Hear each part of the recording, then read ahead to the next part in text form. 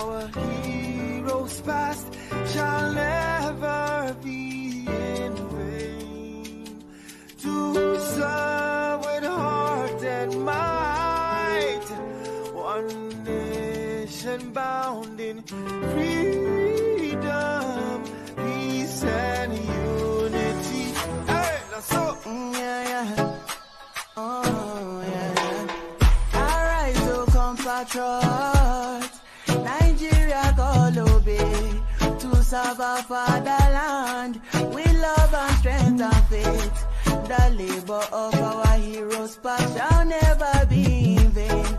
To serve with heart and might, one nation bound in freedom, in freedom.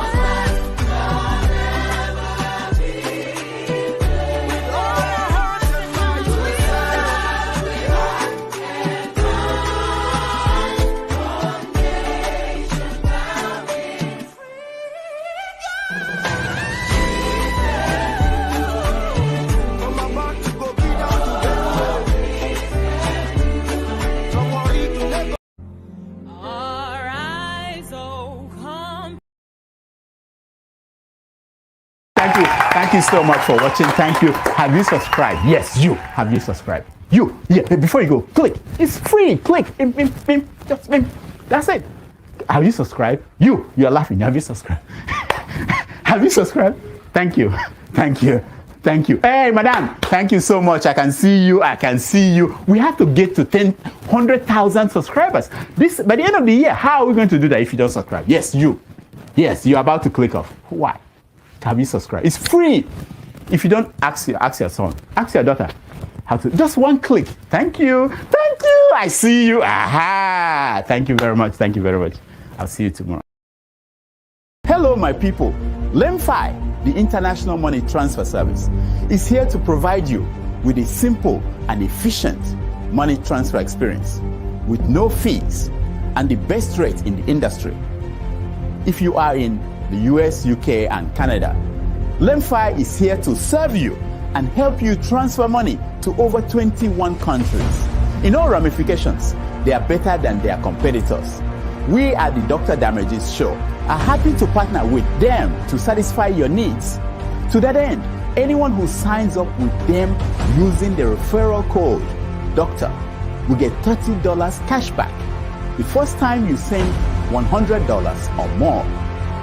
From now until July 10th, 2024, LEMFI will enter your name into a raffle draw where you can win an iPhone, Apple Watch, MacBook, gift cards, and others. For an icing on the cake, the first 20 people to use Dr. Damages code DOCTOR will get a signed copy of one of his books, This American Life Safe or Chimamanda, The Adventures of Little Mermaid's African Cousin. Hello, my people. LEMFI, the International Money Transfer Service, is here to provide you with a simple and efficient money transfer experience. And tonight, this gentleman will be making his network television debut. This is his most recent album right here. It's called Spirit of Love. We're very pleased to welcome Majek Feshek.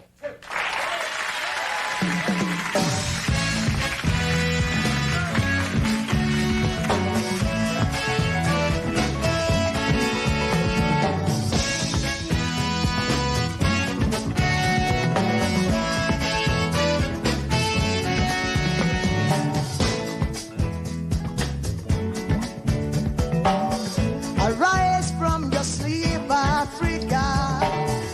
Rise from your sleep, America.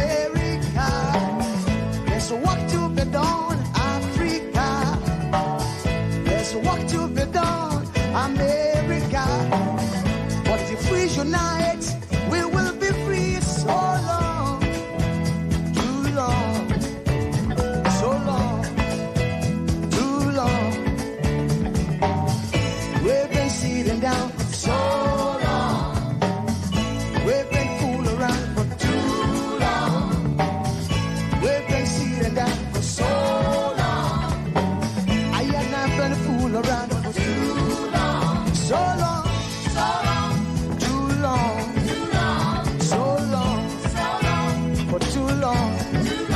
Hey.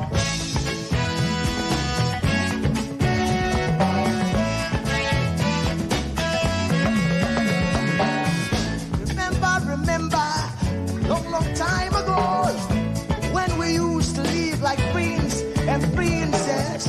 Remember, the pyramid of Egypt, when we used to live like prince and princess. Remember, Marcus Garvey, who are the dream for New America. Oh, remember, Martin Luther King, the dream for New America. They say you are black, they say you are brown, they say you are black, they say you are brown. Only the angels of Jah is white now. Only the angels of God is white. So long, too long, so long, too long. We've been sitting down so long. We've been a fool around for too long.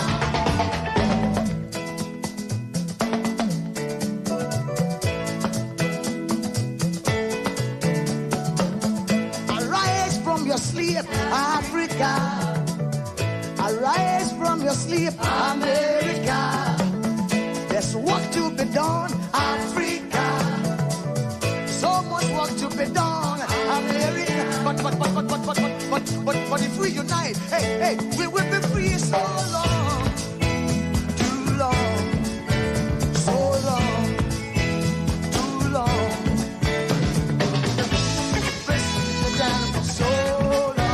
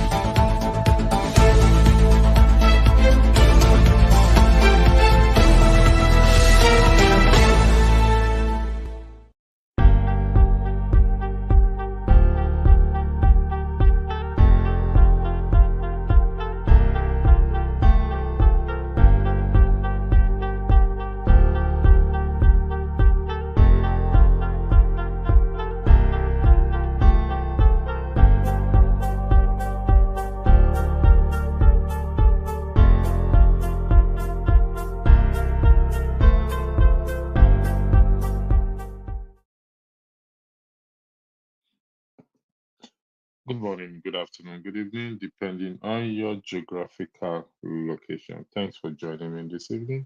I hope you've had a great week and a wonderful time with whatever you're doing. And though this bill has been withdrawn, according to information reaching me, it is still worth talking about to highlight respectfully the foolishness, respectfully with due respect to them, the foolishness that we see coming out from our lawmakers, like this uh, individual that commented here says that use your brains. I believe he's referring to them, that they should use their brain. It is unfortunate that they don't, and I've always highlighted, and my argument has been that our lawmakers are the greatest threat to democracy. When this subversion bill came to my attention, I mean, just like every other Nigerian, the question is this what is most important? Is this what Nigeria needs at this moment? Yes, it's an attempt for them to gag or to stop freedom of speech. The recent protests, none of them waded into it. None of them ever said, let's join and support the citizens. And not until we Nigerians, individuals, at home and abroad, rise up. Another aspect you can see from this bill is they withdrew it because they knew what the fallout that will come out of it if it has been passed or if it is passed.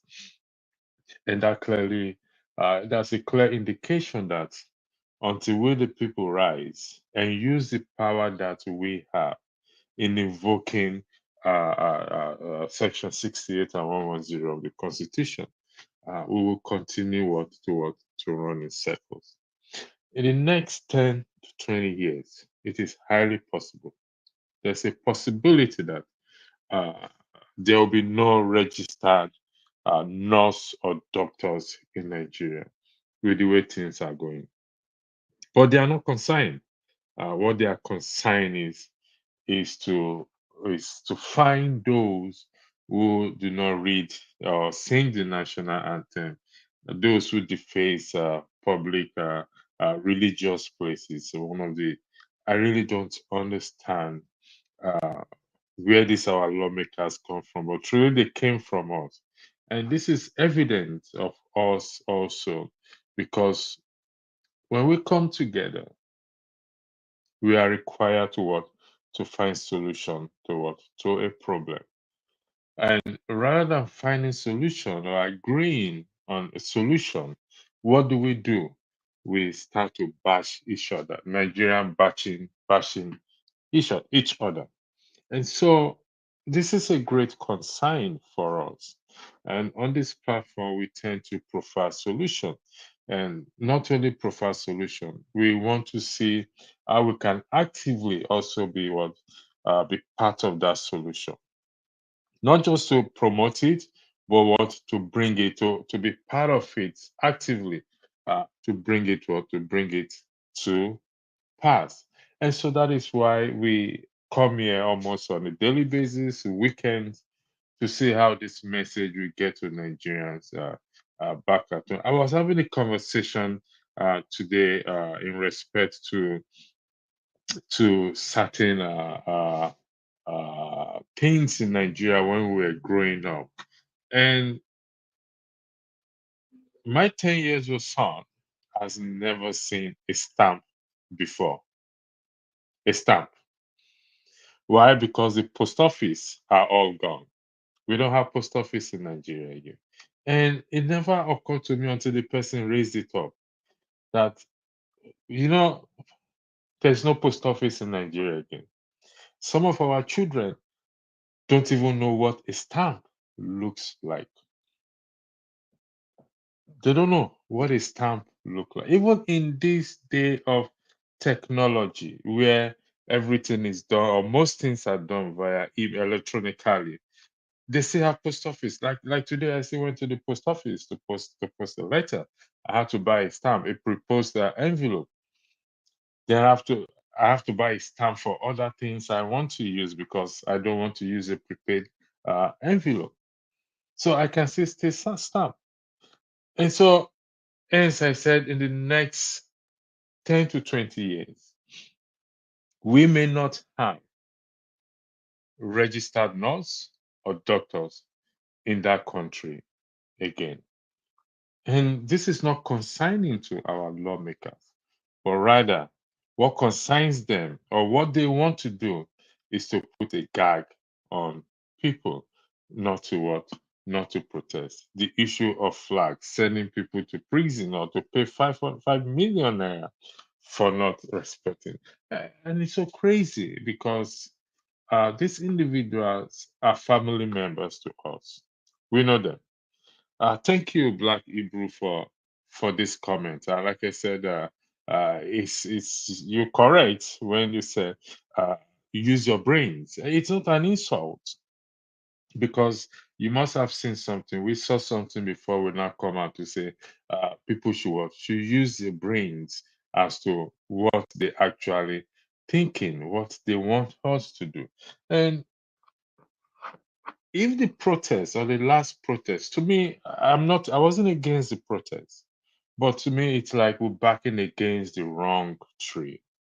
So if the protest has focus on our legislators in our constituency, I personally believe that we're going to make a headway in this regard. Again, I would like to thank those of you who are joining us in the comment section. Madam Gladys Oyebo, thanks for joining us. Also, Black Hebrew, also thanks for joining us. I highlighted your comment earlier, and thanks for the link is there for those who wants to come and weigh in on this particular subject. Like we all know, the bill has been withdrawn, but however, it shouldn't stop us from talking about it. It highlights the way they think, what goes through their head, what they go to bed with, what they wake up with. It's all foolishness. If this bill had gone ahead, I already told myself I will find my way to Nigeria and I'm going to sing, whatever it is, I'm going to sing the old national anthem and not the new one. And I will see who is going to arrest me. Honestly speaking, that was my own take on this matter. That I will fly to Nigeria next month and I will see what will happen. I will sing the old national anthem. Let the sky fall. If this bill had gone ahead, it will be time for us, for parents, to tell their children not to sing the national anthem. Let's see how many children they will arrest, or their parents they will arrest and throw them into jail, or for them to pay 5 million. In the context of Nigeria, that people have not been able to get money to eat. If the bill had gone ahead, teachers will be told not to even tell the children to sing the national anthem. And let's see what will happen. How many people that means they have to build more prisons and throw people into it. This is the foolishness we experience or we see with our lawmakers. Again, with due respect to them. So, how long are we going to go through this foolishness of this our lawmakers? How long are we going to tolerate them? How long are we going to accommodate these ones that don't have any single iota of care, empathy for what? For the citizens. How long are we going to tolerate them? The solution is right in front of us. Recently, I received a lot of message about the constitution from somebody we all know. The constitution, we want to refurbish. They want to refurbish the 1963 constitution. If I'm correct with what I read, they want to refurbish the 1963 constitution. I say, really? You want to refurbish the 1963 constitution? How is that? How does that make sense to me? I really do not know. Is that our problem? What is wrong with the one we have at the moment? If you were here last week, Sunday, Mr. Ike, who asked me to read chapter 2 of the Constitution, Nigerian Constitution for him, clearly state that the Constitution is not our problem. It is the individual that are meant to implement the provisions in the Constitution that are the problem. So where are these individuals? They are the ones sitting down there telling us they want to pass a law. They want to pass a law whereby you will be fined if you sing the national anthem wrongly, or if you don't sing it, whatever it is. Uh, you also will be familiar with what is going on in recent the plane Nigeria. Let me see if I can.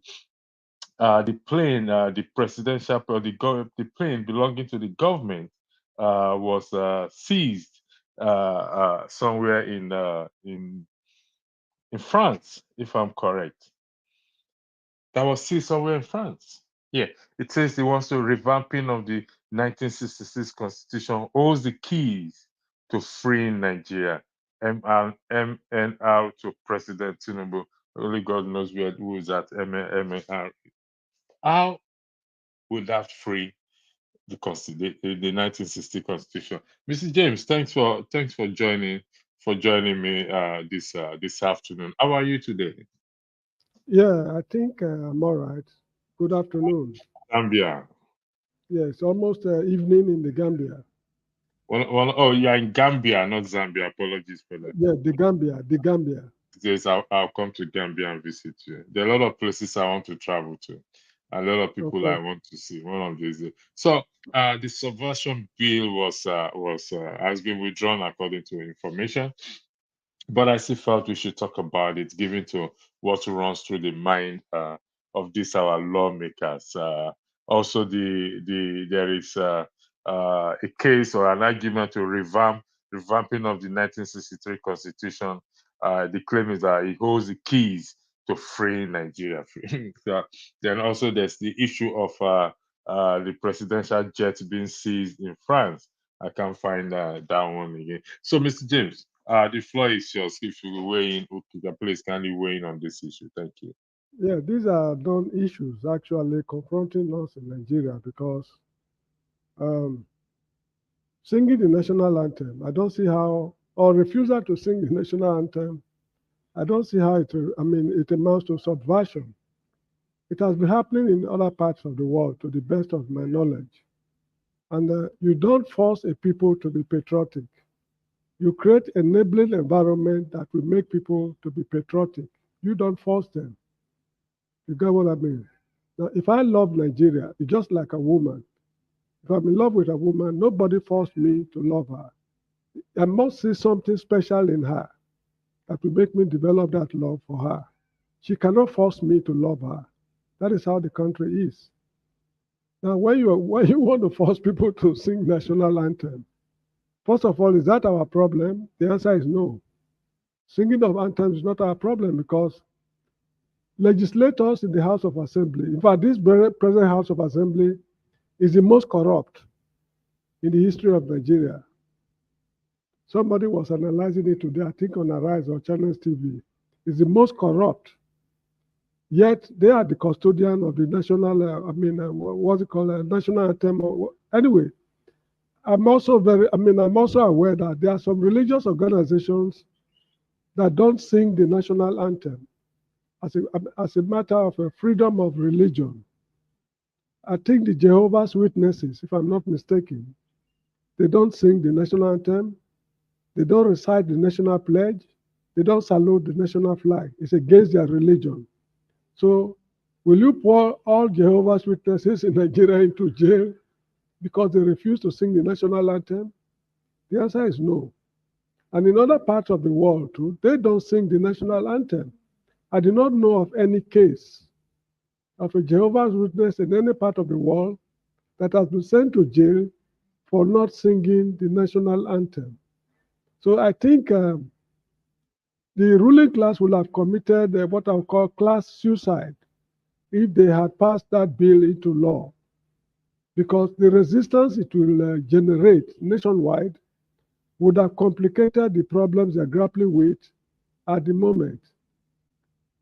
Well, instead of thinking of national anthem wahala, what I thought they should have been worried about is the impending demonstration. There's still a demonstration in the offing, still in the pipeline. They are hoping to come out on October 1. What are they doing to talk these guys over to change their minds? Because the last demonstration, they were given 3 weeks notice. They wasted the 3 weeks was, squandered. And the demonstration took place for 10 consecutive days. And they are coming again in October. You've not made any attempt to talk to these boys reasonably. Instead, you want to arrest them. In fact, you are arresting them. After arresting them, you are telling them, please come out, let us discuss. While you are busy arresting them, you are freezing bank accounts.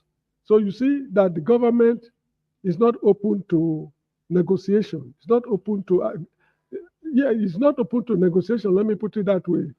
This is why the youth are very, very careful in their dealings with them. So that is how I see the issue of national anthem. National anthem is not our problem. To the best of my knowledge, even in the United States, I do not know of any case of anybody who has been reprimanded for such, should I call it a trivial offense? In fact, it's not an offense. You are only encouraged to be patriotic. You cannot be forced to be patriotic. Lack of patriotism is not a crime. Thank you, Mr. James, for that. Yes, lack of patriotism is not a crime. And like you rightly said, uh, uh, uh, you don't force people to be patriotic. You create that environment that will make them to be patriotic, and the environment does not exist in current Nigeria. But let's look at it in a way, hypothetically, if it has been passed. What do you think will happen? Well, there are two possibilities. The first could be, how do I put it? People will just ignore it.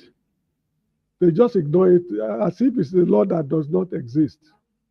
And secondly, there are some youth in the country that will even volunteer to appear in public and refuse to sing it so that you send them to jail and make them, should I say, martyr. When Muslims died in the course of promoting their religion, they are martyred. They go to heaven to enjoy some benefits over there. So there are some boys who are ready to go to jail. They will volunteer.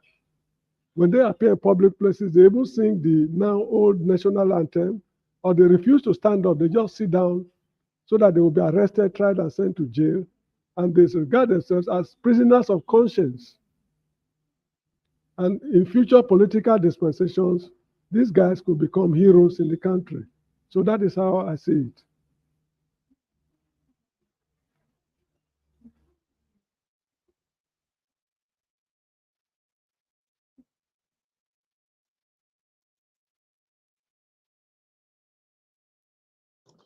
Yeah, sorry, Mr. James. I'm just having a little bit of technical glitch there, but I'm sorting it out. Yeah, prisoners of conscience. Do we have prisoners of conscience at the moment in Nigeria? Are there people we can describe? Oh yes. Can you These boys who were arrested during the, what's it called, a bad governance, demonstration. These are prisoners of conscience. They are locked up in cells and whatever it is because of their belief that the government is bad and the government should be changed. So they are prisoners of conscience. That is how I see them. Those who were locked up during NSAS movement, whom they are refusing to release up to now for exercising their constitutionally guaranteed right to protest, they've been locked up. These are prisoners of conscience. That is how I see it. In some countries, they persecute Christians or even people of other religion because of their faith. These are prisoners of conscience. So this is the category I'm grouping these guys. We have prisoners of conscience in Nigeria. When Showore was standing trial, for that period of time, he was standing trial and in detention. He was a prisoner of conscience. Will you say Nnamdi Kanu also is a prisoner of conscience? Well, that is a legal matter that's a matter the courts can decide, because the matter is in court, and because he's being charged with some offense. He's standing trial, let me put it that way. So it's a matter the court will decide. Some people will see him as a prisoner of conscience, some will see it as something else. Mr. James, the question is, do you just describe Showore as prisoners of conscience? Does one have to be in prison before that person is considered as a prisoner of conscience? No. Who is a prisoner? A prisoner is someone who is incarcerated after being found guilty in a court of law. That's who a prisoner is. Who is a prisoner?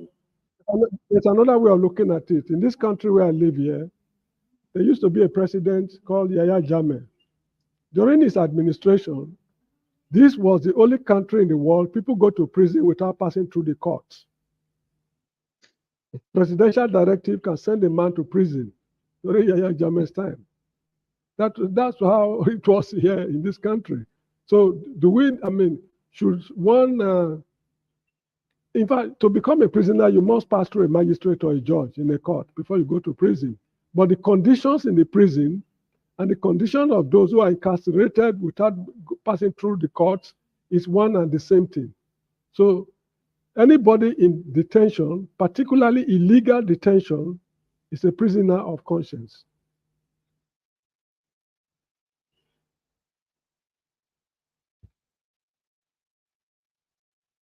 Thank you, Mr. James. So, in other words, I'm not putting words in your mouth. You Get don't out of this see country on a there's a noise coming from. In other words, I'm not putting words in your mouth.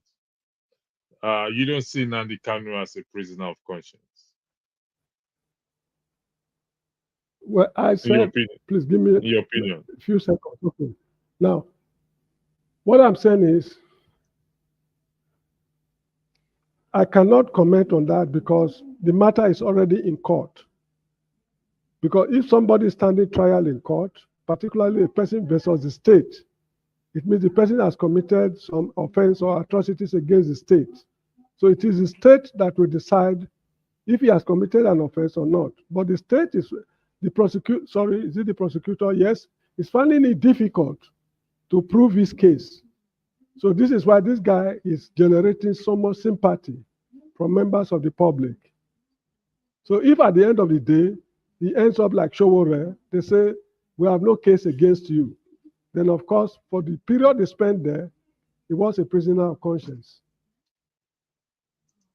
Thank you. I'm just trying to highlight the definition for our viewers, what a prisoner of conscience is, which is a person who has been put in prison for holding political or religious views that are not tolerated in the state in which they live. So if we go by this definition of who a prisoner of conscience is, we can say Nnamdi Kanu is also what? A prisoner of conscience, because he's holding a political view that is not tolerated by the federal government of Nigeria. No, there's another way of looking at it. They are accusing him of secession. And going by the laws of Nigeria, secession is a crime. Just like somebody who wants to topple a government by military force. These are crimes against the state. So this is not a matter we can just decide. I mean, we can just say yes or no. But one thing is certain, I should not be misunderstood. I have deep sympathy for him because of what is going through, the history of the country, and the way the country is being organized. I have sympathy for him. He was pushed to the wall, and that's made him to do what he actually, that is what propelled him to be doing what he is doing at the moment. So I should not be misunderstood. But the issue is that he's standing trial. You get what I mean? Somebody like Chief Obafemi Awolowo, you remember? He was sent to prison during the First Republic. Was he a prisoner of conscience or not? The government that sent him to prison in those days did not see him as a prisoner of conscience. They felt that he has violated the laws of the land. But other people might look at it from another perspective. That is how I see it. Okay. Let's go to the presidential jets currently seized in France by the Chinese government, if I'm correct. And let's compare it or look at it with the proposal. Maybe it's been bought, the new presidential jet. So if we are owing either France or China, they said it's Ogun State government. I don't know if that is, I don't know how accurate that is. What is the need for us to now the government wants to buy a government or presidential jet when we are owing in respect to the ones in France? No, the issue is this. Who is buying the jets? It's the federal government of Nigeria. And who is owing who is Ogun State government. in our internal affairs here in Nigeria, the activities of the state is not the same as that of the government. It's a federal state. So Ogun is a Ogun is just, it's a semi-autonomous, region inside the country. That's how I say it in a federal republic. That is in our internal affairs. But the issue again is this. We do not know the details, the nitty-gritties of this agreement they had with the Chinese people. And why they went to France to effect to get the court judgment they have got. One thing is certain. The Chinese people, they are aggrieved. Is it the company or whatever it is, they are aggrieved. There's a likelihood, I'm not very certain, there's a likelihood that we've played them some funny games. We behave in a funny way, what the Yorubas will call GPT. We must have done what we are not expected to do with them, and that is what propelled them to take the action against us. Now, when you are dealing with, in their dealings with, you see, I cannot really comment on this issue because probably, I'm just guessing, the federal government was linked somehow when the Ogun State government was having dealings with the Chinese. I don't know the full details of the whole story, but it is the duty of the federal government to make sure that state governors or state governments behave responsibly in their dealings with the outside world. Because the states, the activities of the state, sorry, the activities of the federal government should supersede that of the states as far as dealings with the outside world is concerned. Or let me put it in another way. The federal government should have the monopoly of dealing with outside countries. Whatever a state want to do with other countries, they should channel their requests or their deeds through the federal government. For example, if, let's say, Ogun State want to enter an agreement with, let's say, a country like the Gambia or Ghana, it is out of place for Ogun State government officials to enter the plane and fly straight to Accra or Banjul to sign agreements with foreign countries without involving the federal government. And I'm sure when state governors want to obtain loan from international monetary institutions, the federal government is always in the picture. So I do not know if that is the same thing with business transactions between the states and outside powers. Somehow, the federal government should put their house in order. And secondly, it does not pay to be a reputed crook as a country. This is you see, these are things we, the nationals, are suffering in other parts of the world whenever we travel with our passports. Just because you are a Nigerian, they treat you differently. Now, they are taking such harsh measures against the federal government because it is Nigerian that is involved. Will they do that to, an American, what we call, can they do that to the United States? Can they do that to Britain? Can they do that to France? Can they do it to Russia, Australia, New Zealand, Japan? It is the way we presented ourselves to the world. That is why they're taking us for a ride. That is how I see it. So invariably, sorry, go ahead, Mr. James. Go ahead. I will never blame the Chinese for whatever they are doing because they are aggrieved. And this seems to be the only way to get what they want from Nigeria. Nigeria must have played a fast one on them. Sorry, not Nigeria, Ogun State must have played a fast one on them. So the best thing is to use all available tactics or tricks to get what they feel they deserve from Nigeria. Should that not be what the lawmakers, our lawmakers, are supposed to focus on, rather than this, again, respectfully, and the foolishness of this subversion law that they came up with? Yeah, as you rightly pointed out, they are lawmakers. They make laws. They don't enforce laws. Yeah. The federal government enforce laws. The judiciary interpret the laws. So this is a duty for the federal government, not for, I don't know. But they carry out oversight on the executive. Yeah, even the judiciary also carry out oversight on the executive in interpreting laws. So we're supposed to carry out this oversight in respect to these deal. Let me highlight a comment here. Now, the comment I'm about to light, it's not highlight. It's not. There is no. We've not verified it. I've not verified it. It's just for the purpose of our discussion, and the platform is not making claim to this comment. Here, this individual said Nigerian government was a shorty for the loan taken by Ogun State. Like I said again, for the record, there's this comment or this claim has not been verified. It's just for the purpose of argument.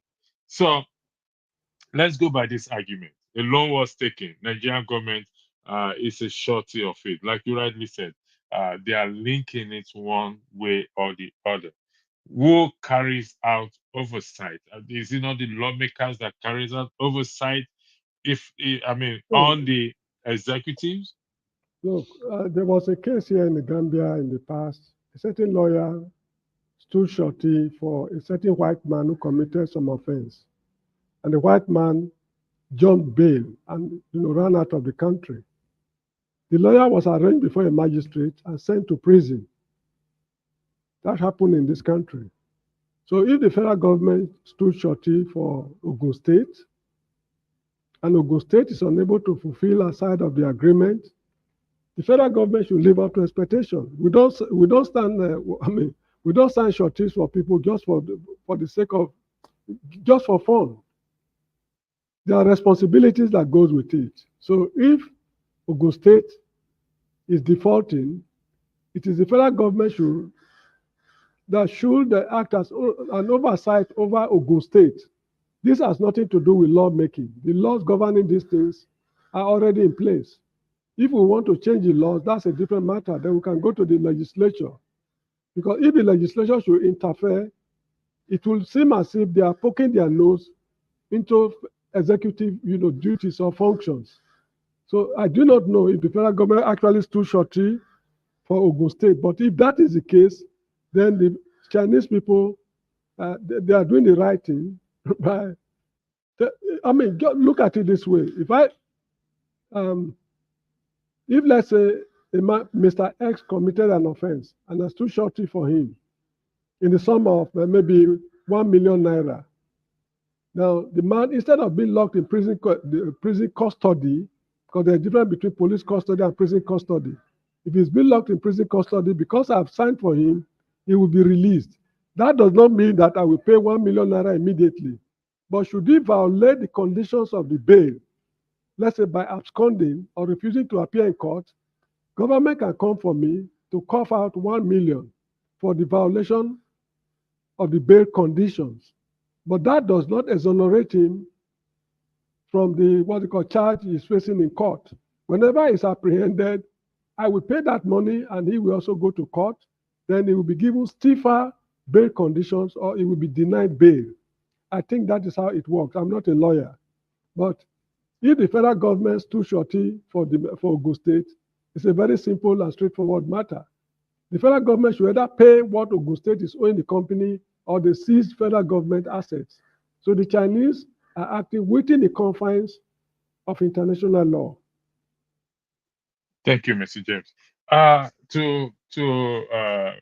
Earlier before you joined, I started by highlighting I said in the next 10 to 20 years, possibly, that we will not have registered nurses or doctors in Nigeria with the way things are going, with the way Nigerians are living the country. So, in the next 20 years, hypothetically, if we no longer have registered nurses or enough registered nurses, and doctors, what do you think it's going to be like? But I'm a bit surprised that you are singling out the nurses and the doctors. What about the other professions? The nurses and the doctors are the one mostly sought after by foreign countries. We also know the engineers are sought after in Australia, if I'm correct. But that's what you know. Because I left the country almost 40 years ago. I'm lecturing outside the country. I'm supposed to lecture in the country. You get what I mean? Now, Yeah, I get the teachers are all leaving. Go to most Anglophone African countries. There's any, you cannot, I mean, I don't think there's any, you don't find a sizable number of Nigerian teachers in their secondary school, primary school, nursery school. Even here in Gambia, some have opened their private schools at very low level, primary school level and nursery school level. So it's all the professions that are trooping out of the country. It's not only the nurses and the doctors. so. And In the next 20, certain, oh, go ahead.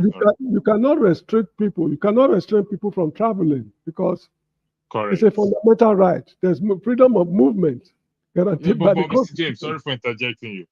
Yes, we cannot, but in the context of Nigeria, in the context, because I can argue that most Nigerians will want to be back at home if things were. There's no way you will be in Gambia for how many years now? If the situation has changed in Nigeria, you would love to go back home. So So I might not yes, be able to return home because of my commitments outside the country. outside the country. Okay. My All right. commitment, you know what I mean? Family commitment, another thing. I might not be in a Yeah. position. Maybe you don't know. return back Maybe I have investments here. You don't know. I don't Maybe know. I've I don't know, Mr. James. maybe I've built a house here or in South Africa or Israel. You don't know. So Or you have a Gambian wife that will refuse you to go and threaten you that if you go, she's gonna divorce. okay, so you you lose see those kind of everything. things. Good. So All right, the floor is back to you in respect to our professionals living en masse in the next 20 years. What will it no, go like? no, well, it will get worse from the look of things. And another thing again is this: the state of our universities is not what it used to be. Most of these guys who are leaving the country, they are the experienced old men who passed out of universities 20, 30 years ago. Now, with the wishy-washy universities we have now, will they be able to produce quality graduates that will be in demand in the countries of the world? I am in doubt.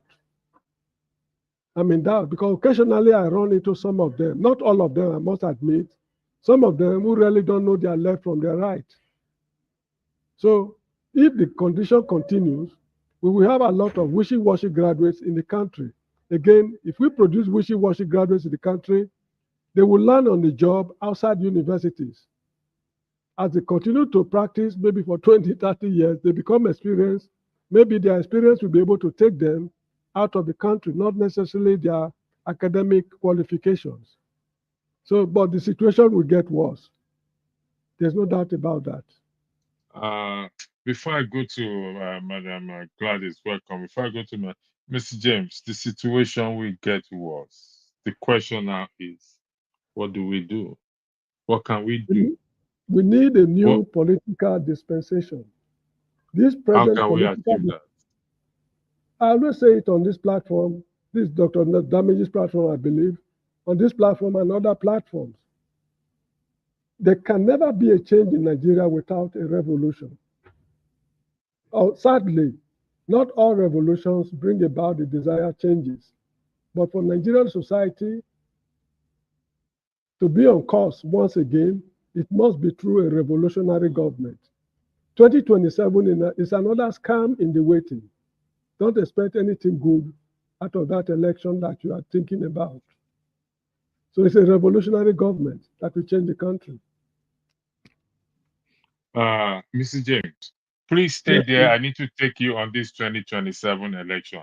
Mrs. Gladys, welcome. Madam Gladys, welcome to the show. I will give this floor to you. But we just need to take a short break. Mr. James, that 2027 is very important. Just stay there, Madam Gladys. I will be back in a short while, please. We just take a short break. Thank you. Okay. Arise, O compatriots, Nigeria's call obey, to serve our fatherland.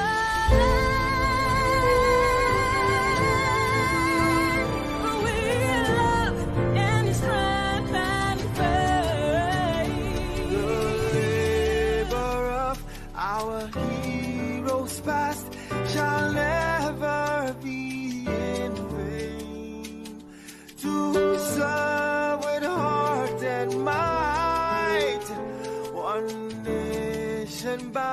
in freedom, peace and unity. Hey, that's all. Oh, yeah. Arise, O compatriots, Nigeria call obey, to serve our fatherland with love and strength and faith. The labor of our heroes past shall never be in vain. To serve with heart and might, one nation bound in freedom, in freedom.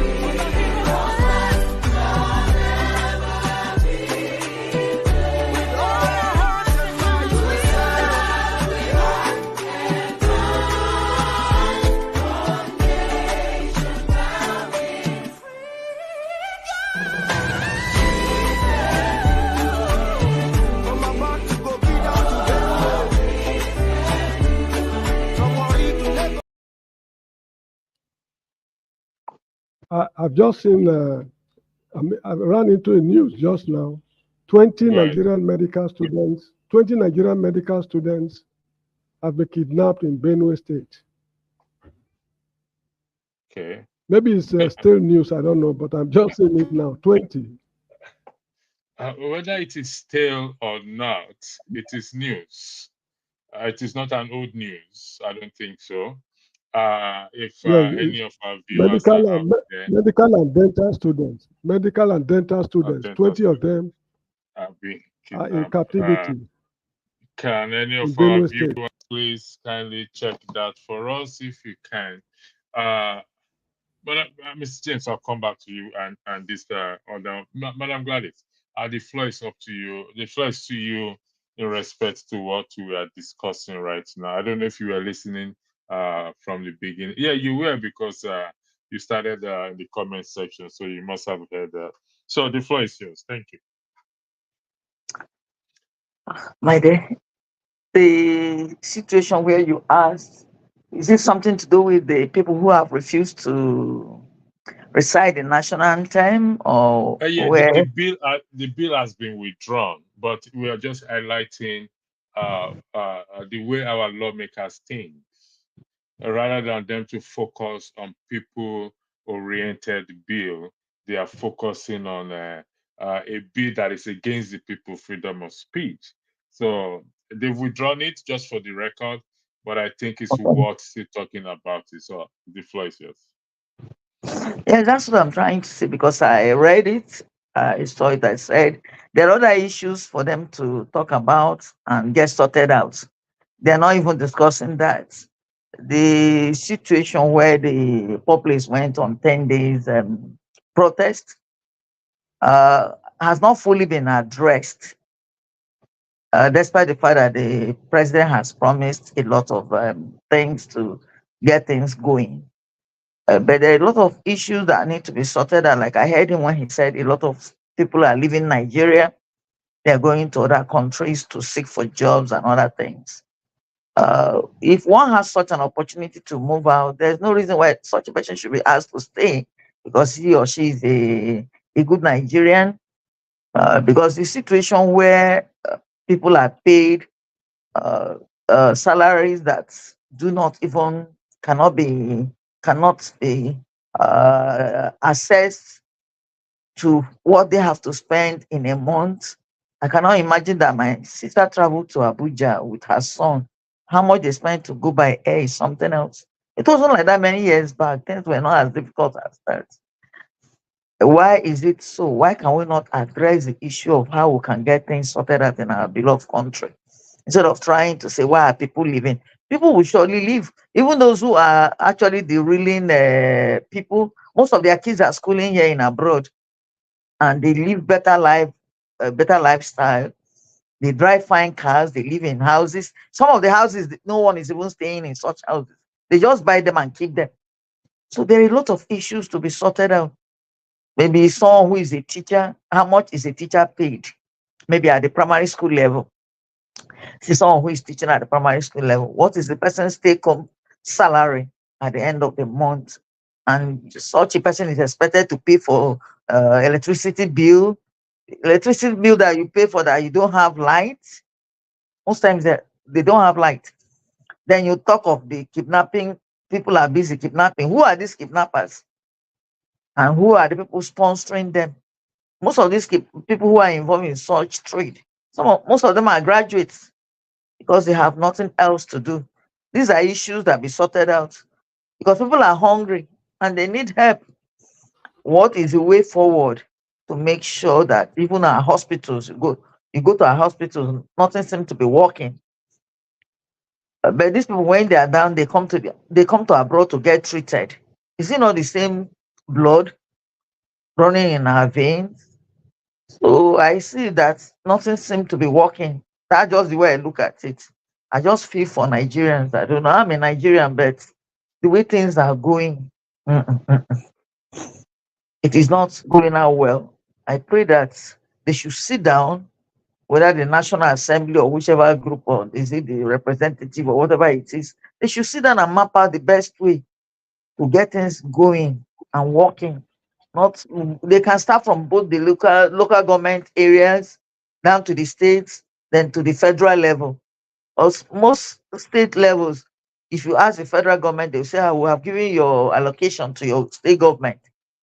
And then you get back to the state government level, nothing is going on there. So the situation is such that a lot need to be sorted out, not looking for those who are reciting the national anthem and those who are not up. A hungry person can stand to recite the national anthem. That's my take. I feel that Thank things you should very be much. sorted out. Yes, things should be Thank put. A you. bill should be passed. What are we going to do to put our country back in shape so that things can work out well for us? Not unnecessary bills that we do not need. And the lawmakers, all the expenses they spend on them, they should cut down on them. They should cut down on most of those expenses. They pay for this, they pay for that. When the populace are suffering, it's getting out of hand. Thank you very much. Thank you so Mr. much. James, yeah, thank you. A thought came to me and just disappeared again for Mr. James. But let's go back to, yeah, the thought is back again. Thank you. Mr. James, do you think we are focusing too much on the federal government rather than to focus on the state No, government? no, we are not focusing enough on the federal Enough. government. Yes, the reason is this. You know, the country is controlled by macroeconomic policies. Macroeconomic policies. Now, for example, the exchange rate of the country, it is the federal government, not the state government policies, that determines the exchange rate of the country. Import duties, it is the federal government policies that determines these things. So no matter how much you give the states, if the value of the money, the currency is useless, the states cannot do much. So it is the federal government policies that is trickling down to the state levels. I'm not surprised that Mr. Tinubu's government is shifting most of the responsibilities to the local government because they feel that the heat on them is just getting too much. So they need to devise a strategy to ease tension by pushing the problems to the local government and state government. Because the cry these days for state government to live up to their expectation is becoming, how do I put it? I mean, it's given undue attention by most people in the country. It is the federal government that determines how much they get. I mean, so the federal allocation to states, no, let me put it this way. The national income that goes to the federal government outweigh that of any individual state. So the federal government should carry most of the blame, not the states. I'm not exonerating the states or local governments because I believe they are all birds of a feather.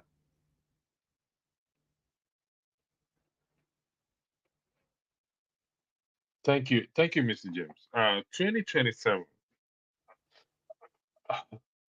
You said, which I agree with you. There's a way you put it. I said it's a scam in the waiting, a scam in It's the a scam pipeline. in the waiting. Thank you very much. It's a scam in the pipeline. In fact, is it a scam?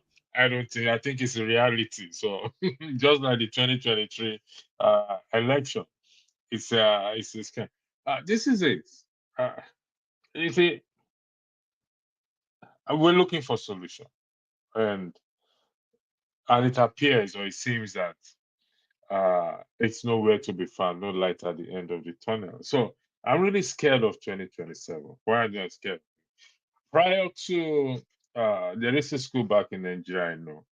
Uh, Prior to them vacating, prior to them getting resuming third term session, the school increased the school fees before before third term. Now they're on holiday. The school increased the school fees again before they will resume in September. But here's my worries. The school gave reason due to economic situation in the country, so they had to increase school fees twice in a year. What would 2027 looks like if things remain the same in other sectors as well too? The situation will remain bleak. There's not going to be any progress. Now, if schools are increasing what's called the school fees or tuition fees or whatever it is, you cannot blame them. Because for a school to retain their teachers, the teachers must be well looked after. The facilities the school is providing the children, these facilities cost money. So they cannot go and steal or pluck money from trees to look after the children in the school. So the school fees has to go up. It's not the fault of the schools per se. Now, 2027, I've never had confidence in elections in the country. I remember these last 2023 elections, myself, OV, and others on Symphony TV, I've always advocated that the elections should be cancelled or withheld till the country is properly fixed before we go in for election, because it's going to be a scam.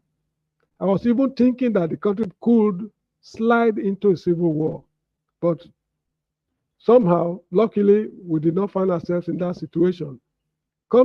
You see, all the problems we encountered in 2023, have we addressed any to make 2027 election different from that of 23? The answer is no.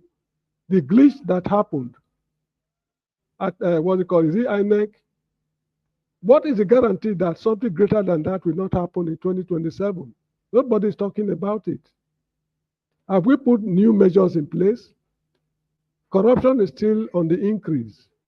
Dishonesty and all sorts of vices are still pervading the country. Nobody is, thinking of improving situations. Yet we are talking of 2027. And sadly, a governor recently came out to announce that he's running in 2027, despite the monumental problems we are grappling with. That was in the midst of the riot for good governance. A governor had the effrontery to come out to say that he's going to contest the 2027 elections. So nothing has changed. Nothing has changed. So as people always say, we cannot expect something good from repeating the same thing over and over again. Sorry, we cannot be repeating the same thing over and over again and expect to get a different result or a new result. So that is how I see 2027. It's a scam. Madam Gladys, Mr. James said it's a scam. I see it beyond a scam. However, you are a woman, a mother, and how do you see 2027? Because again, I was talking to my opposite neighbor, asking me, "How are you? How is everything?" I said, "Everything is not fine here because the situation in Nigeria is also affecting us here." like what Mr. James rightly said, the federal government is responsible in controlling or managing foreign exchange, forex, and the higher it goes, the more it's on us to send home. So, for example, you used to send $10 before. Because of the situation back in Nigeria, you now be sending $20 or $40, putting pressure on you over here. What can we, the diasporans, do to see how we can effect a change in the political arena of the country? Because it's not about just sending money. How long are we going to send this money? What can we do? Because how can we get this message to Nigerians, like what Mr. James said, that will start this revolution?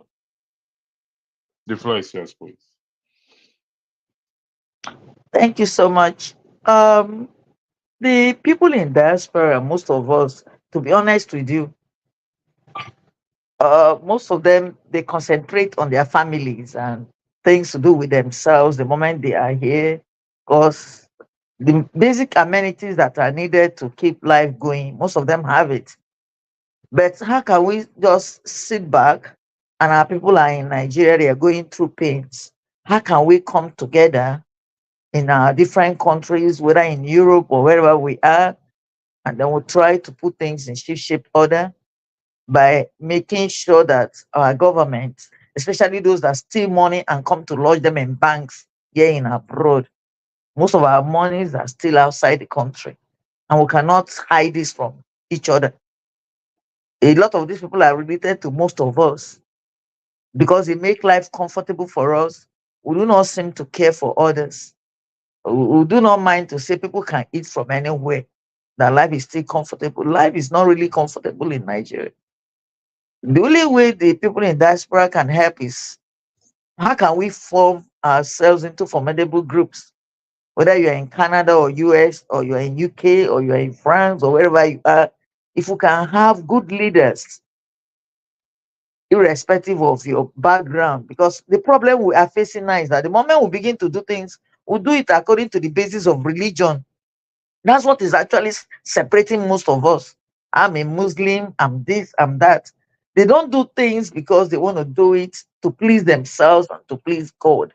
If you have the fear of God, the money you are accumulating and the things are you taking, where are you taking them to? And most times, some of this so-called accumulated wealth, the people you leave them behind for when such people are gone, they don't even manage them. Within 2, 3, 4 years or 5 years after, you see them, they go down the drain. Look at the number of rich or multi-billionaires we had in Nigeria about 10 years ago or 15 years ago. Do you see hear about them? Because their children, they left such things for, or maybe their siblings or family members, they didn't manage them well.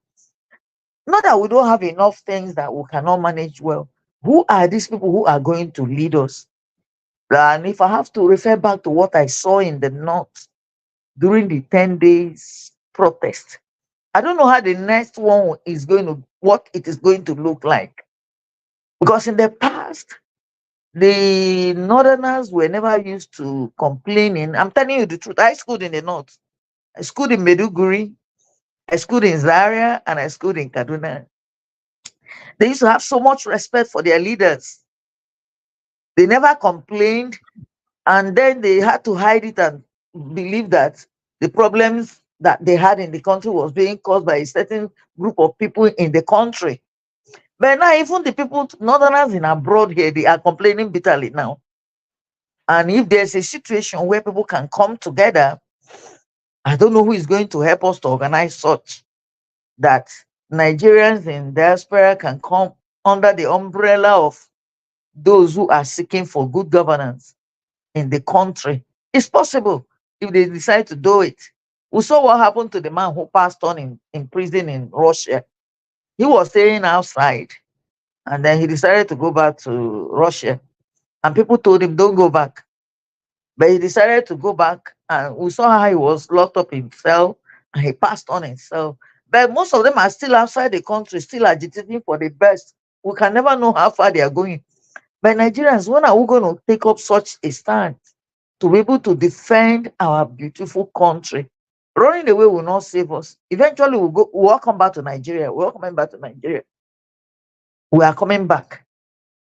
There's no how that we just stay abroad. Abroad is just, yes, you stay, but eventually you have to go back to your country. So who are the people going to start it? Is it the youths? Or is it the elderly ones? Or is it the women? Who are those going to help us to form formidable groups that can help us come together, arrange things, and then tell the government that enough is enough? If they do such, it will work out perfectly well because they are outside the country. Nothing will prevent them from having meetings or coming together to arrange such things. If we do not push it to the such background to say, I'm actually talking about my religion or I'm talking about where I come from, it has passed that level. It is no more such that we say it's okay. This something that is affecting us is only affecting a particular group of persons in the country. It's affecting all of us. The nose is crying. The eyes also is crying. The nose is running because people are hungry. A hungry man or an angry person, you cannot calm the person down. So I wonder what the next situation will look like, except if there's a situation where those who are in diaspora can come up quickly and begin to arrange things on the way forward for the country. I don't see where such a thing can happen in the country. Because if you open up your mouth to talk, before you know, you're thrown into jail or they'll send higher killers after you. People are even afraid to get into the country. So that's just my expression. Who is Yeah, going to lead us? Who is going to bail the cat out? we should be. May I comment, please? Yeah, go ahead, Mr. James. Yeah, we should be a little bit careful because those in Nigeria, they are looking up to us. They look up to us. I mean, should I say? I mean, we are not in a position to solve our problems for one reason. Different countries have got different laws. In most of the countries I've been to, they have what they call subversion law. We are not allowed as non-indigenous to be involved in activities they consider to be subversive activities against the government of our country or the host government. If, for example, I'm conniving with people in the USA, or Russia, or wherever it is, to do things against the interest of the government of Nigeria, in this country where I live, that is subversion. They don't tolerate it. So this is one thing we should also have clear in mind. When you're saying people should come together to work together and things like that, we must not do anything that is against the interest of the government of Nigeria. And there is difference between those in power and the government of Nigeria. But in a situation of this nature, the line is very, very blurred. If you are doing things to hurt the ruling class, they can tell the government of the UK that you are involved in subversive activities against the state of Nigeria because it's affecting their personal interest. So this is one serious limitation we have got. The UK government, US government, Canada, Australia, New Zealand, they might be very liberal. They might understand these things very well. But most African countries do not see it that way because they enjoy a lot of goodies. They trade favors with the government of Nigeria, particularly when it comes to crude oil allocation to states. They just give it to them, use it to develop your country. I mean, I'm not referring to the Gambia. This is just hypothetical situation. Country X, we are giving you 20 million barrels of crude oil, sell it and use it to organize your state. The rulers in that state sell it and pocket the money. So their interest and that of the ruling class in Nigeria, they tally. So when you are doing anything against the interest of the ruling class of Nigeria, be ready for, you might be deported, you might be locked up. So that is one thing we must bear in mind. When we are yielding or listening to the call of those at home that we in the diaspora should do something to come to their rescue. Then secondly,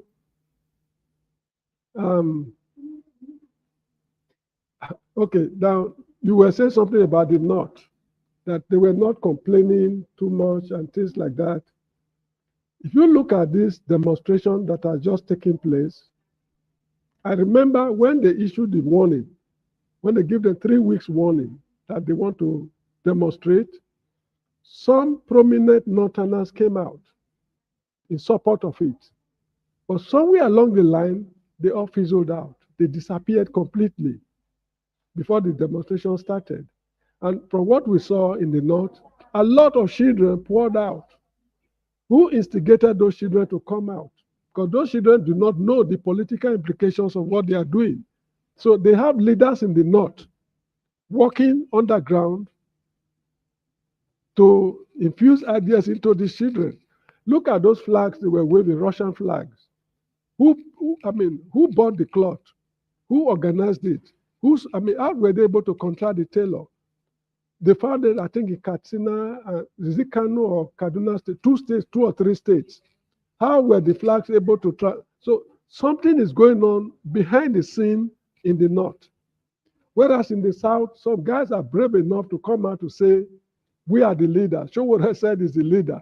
Somebody wrote a letter to Wike in Abuja that they want to use Eagle Square. They're able to come out, put a face to what they are doing. But in the North, they also have their own leaders as well. And don't be surprised with the moves the federal government is taking right now. Come October 1, it should not be a surprise to you that the North might not participate if they're able to settle their political leaders behind the scene. So, Mr. James, this Yes. is an interesting path you've just taken us. It is interesting. And when you were talking about the flying the Russian flag and how it came about, I was thinking, is there going to be a breakaway? And the North will be, the North will break away and be controlled by Russia. This is just in my head, okay? No. You see, the Russian government is too smart. The Russian government is too smart for this kind of thing. Okay, No, go ahead. the Russian government is too smart for this kind of things. These are local politics we are just playing. I want to believe the Russian government could, I'm not very sure, they could be aware that this kind of things, because they have their spies in the country too. But they will not be able to, they are not bold enough to go underground to be involved in these petty things they are doing. I don't think, anyway, I don't see it as such. Now, the issue of breaking the country, if the idea is to come up at all, they should break the country, so that is to balkanize the country. The Northerners seem to be against it for a number of reasons. Number one, they will be perfectly landlocked. That's number one. Then number two, the crude oil in the South, which everybody is feasting on, will no longer be available to them. So to them, the issue of breaking up the country is not on the agenda at all. They are just squeezing this present government to give them more opportunities, like appointments, ambassadorial, positions, crude oil allocations. And this is a war between the ruling class we are facing in Nigeria, just like the war between Obasanjo and Atiku. When Obasanjo was fighting with Atiku, fighting in quote, while they were fighting, a lot of things came to light. How money was being wired to the US and corruption deals and things like that. And that made Obasanjo to open up. If they had not quarreled, those things we knew about them would not have come to limelight. So the same thing is also happening now. Dangote is saying, in fact, Dangote is protesting. Let me put it that way, he's protesting. Now, for members of for a member of the ruling class to be doing what this guy is doing, it means they are quarreling.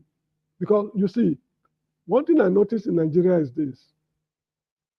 You will never hear the Obong of Calabar quarreling with Alaafin of Oyo, or Atiku quarreling with Oni of Ife, or Oni of Ife quarreling with Awujale of Ijebu land.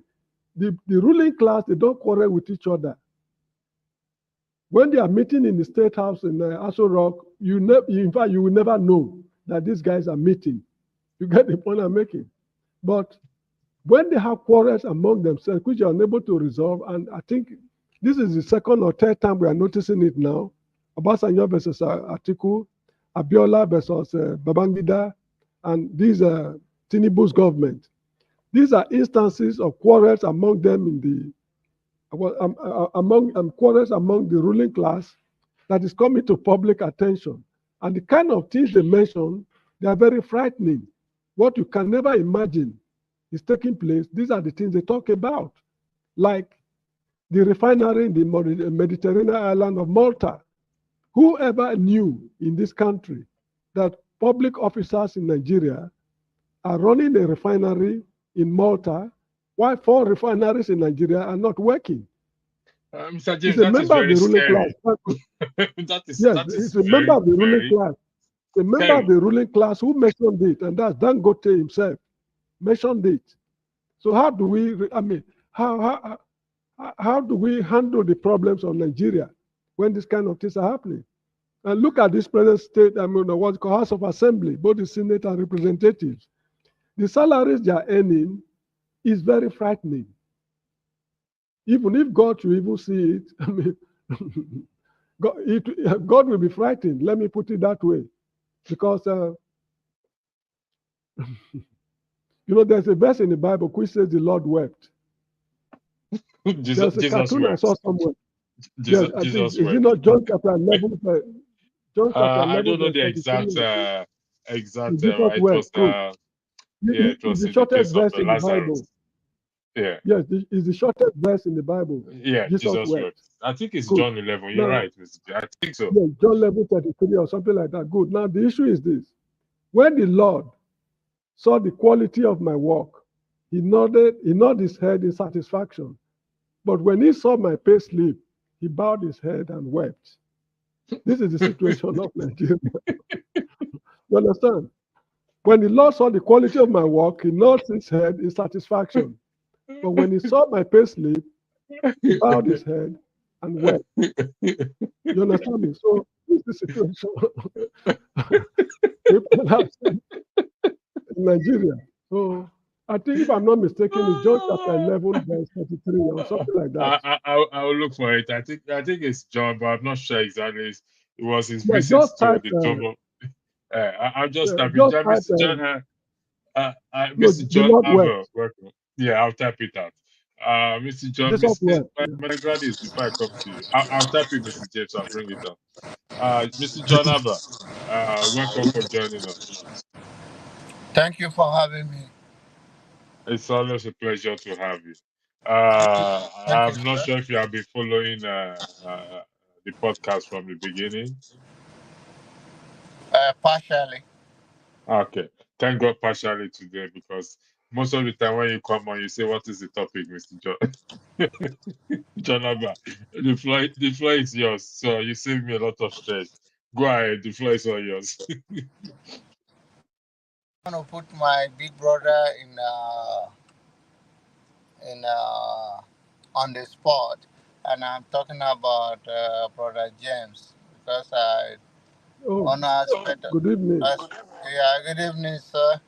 One of the things I love about him is his history, but I have a question for him uh, before we go into our own, because I was feeling like I don't want to, I don't know. I'm trying to choose my word carefully, but I don't think I can run away from what I want to say.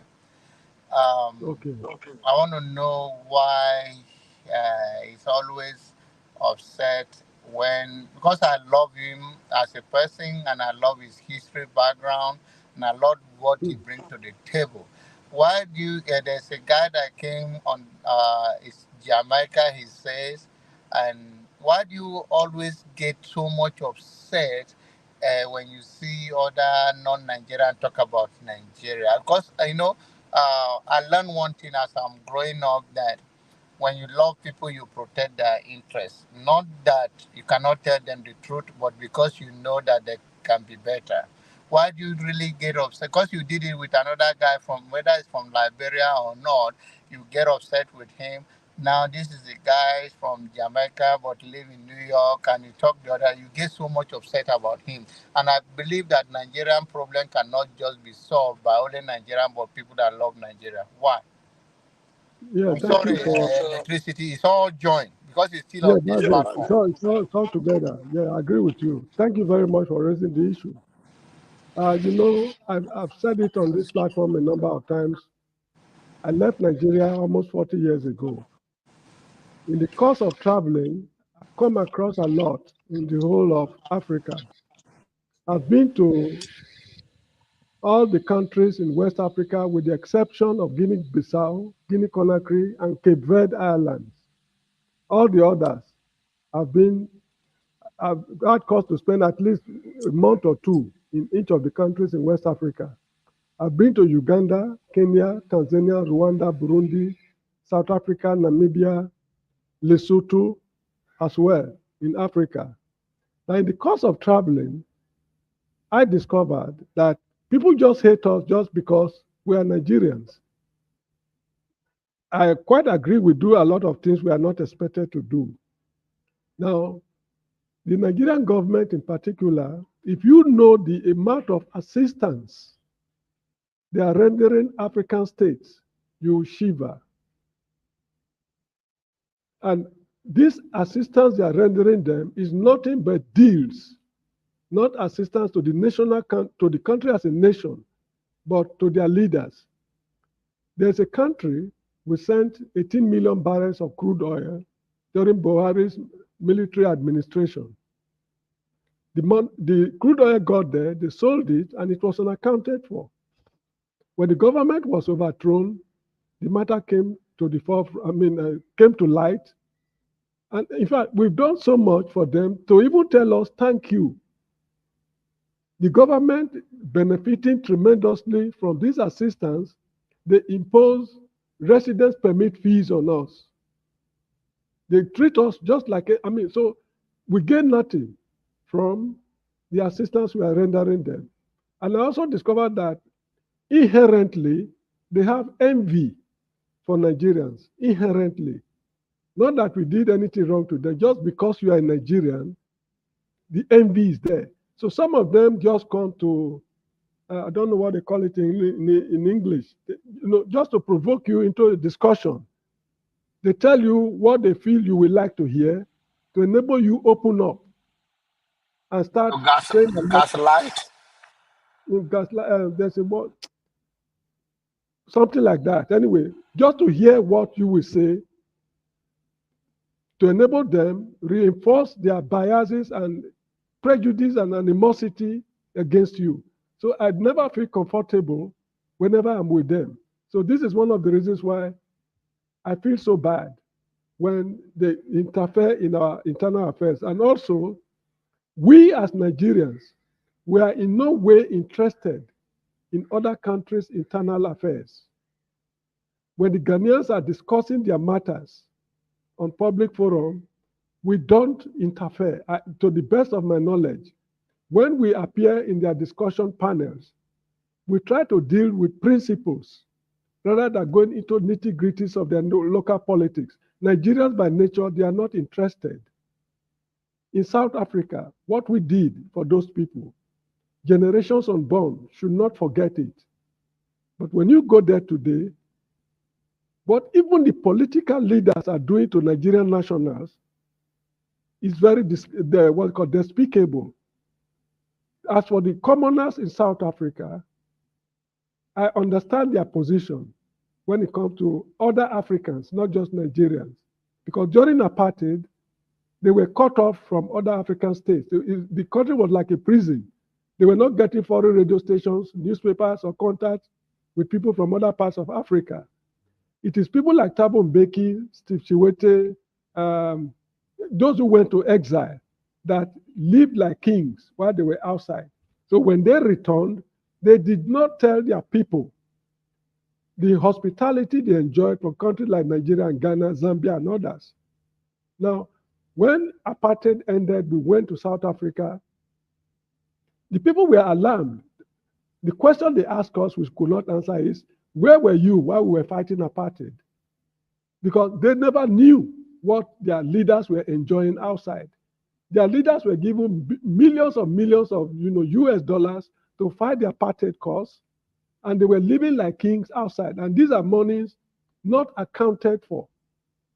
So for us to do so much to other African countries, and yet they have inherent envy against us, I find it very difficult to swallow. This is why I don't feel comfortable discussing our issues in their presence. They should leave us alone. we by nature are very open people. If you watch Nigerian movies, we talk about the good things, the bad things, and the ugly things in Nigeria. Incest, holy men, what they call armed robbers. I mean, men of God. We don't hide anything at all. Even our retired heads of states, whenever they do anything wrong, we expose them. So they already know enough about us. They should leave us alone. We are Nigerians. I agree we are bad people. If they say we are bad, I will not argue that. No matter how difficult a problem is, if reasonable men sit down to find a common ground, the problem can be solved. The Americans went to the moon and they returned safely. What can be more difficult than that? They did it because reasonable men sat down in America to work out the modalities. So if we as Nigerians should sit down and work out the modalities, be it through a revolutionary government or whatever it is, or military government, that is our internal problems. It has nothing to do with them. They should leave us alone. Thank you, my Mr. brother. James. Thank Okay, you. go ahead, Mr. Jonathan. Okay, I'm sorry, my brother. No, Thank go you. ahead, go ahead. The floor is Okay. yours. All right. Thank you so much, brother James. You know, I have a respect for you a lot, and especially what you bring to the table, the history side of it.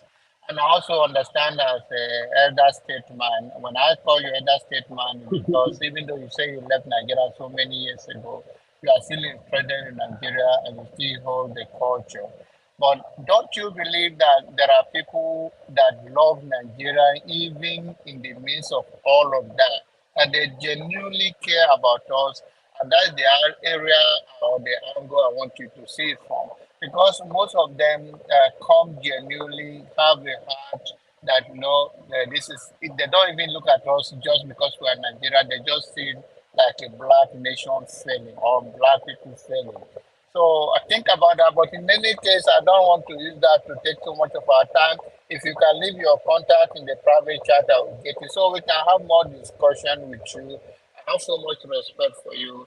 And tell your brother Ove that he should grow up. Okay, thank you so All much. right. Thank you, brother. Respect, nothing than respect for you. All right. Brother, senior pastor from UK. Elder, go ahead.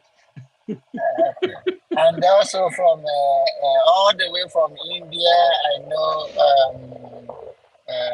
trying to see the name again, is Eagle here. 7.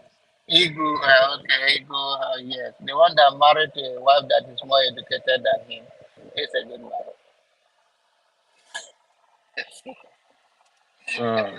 But that's not it matter. You are a good man. That's what matters. You saying your wife is a high baby doesn't make. Yeah. Jonathan, I respect you so much because Respect, brother. sometimes I watch the kind of character you exhibit in this panel. It looks so exceptional.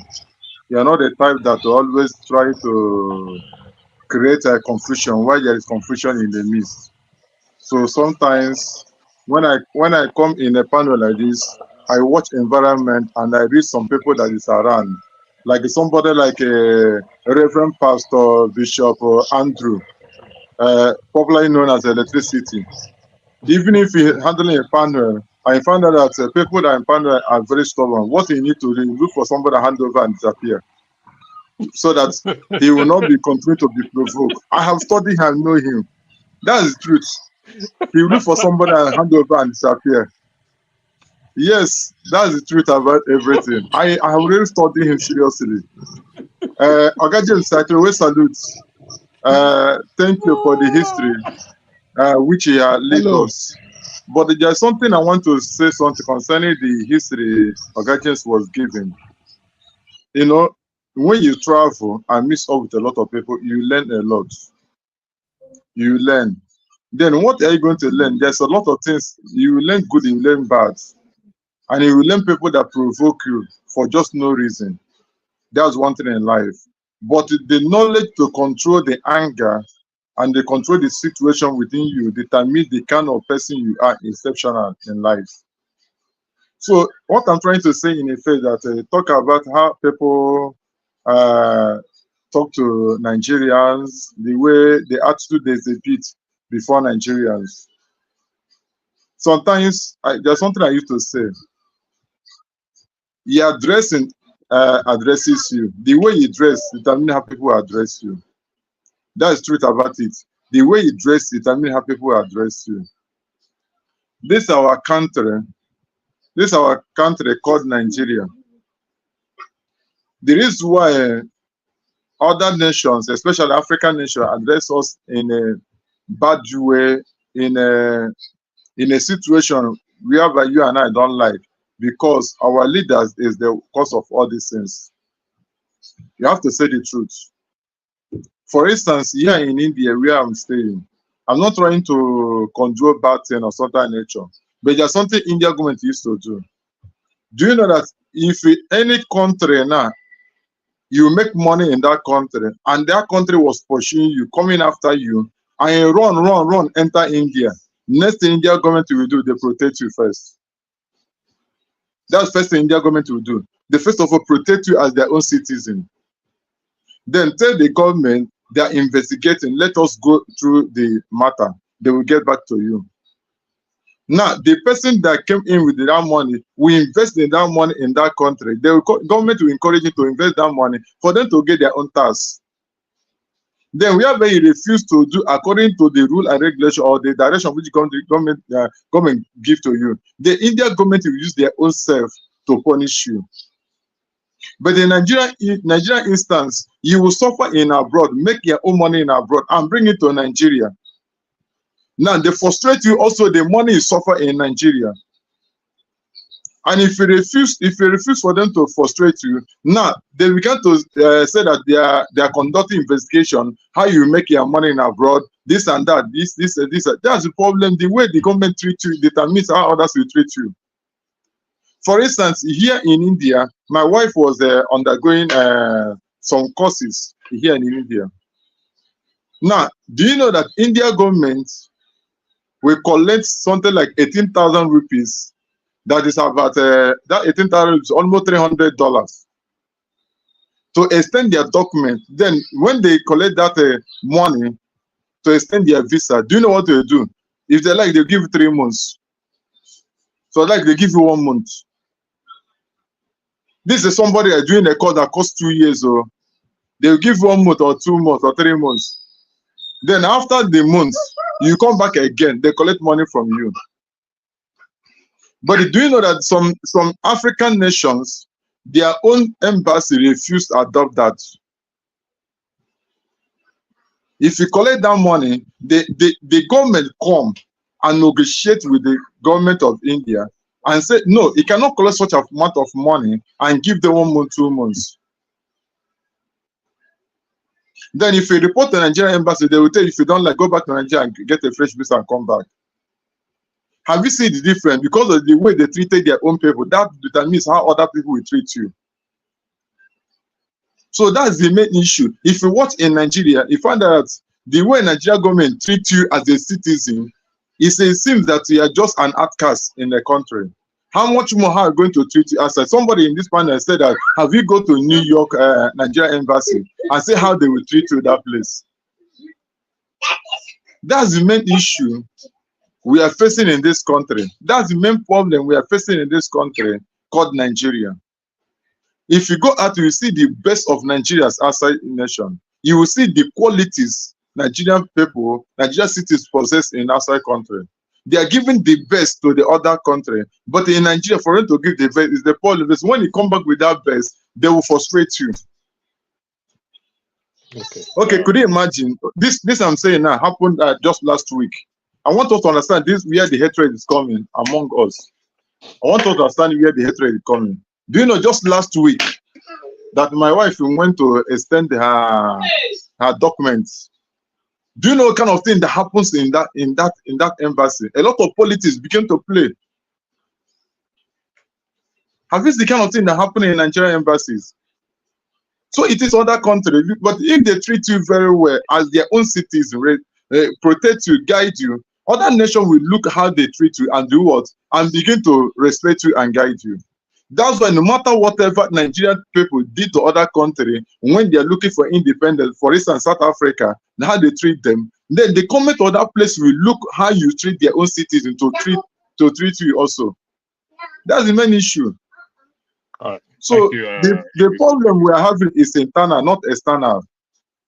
Okay. Thank Yes, you. Pastor. Oh, thank you for that. Thank you for calling me out. I will take note of that and I will change. I think I have changed. I don't run away again. That is my own. That is my own way of coping mechanism. Rather than fighting, rather than fighting people on the platform, my own coping mechanism is I end the show and I just have to go take care.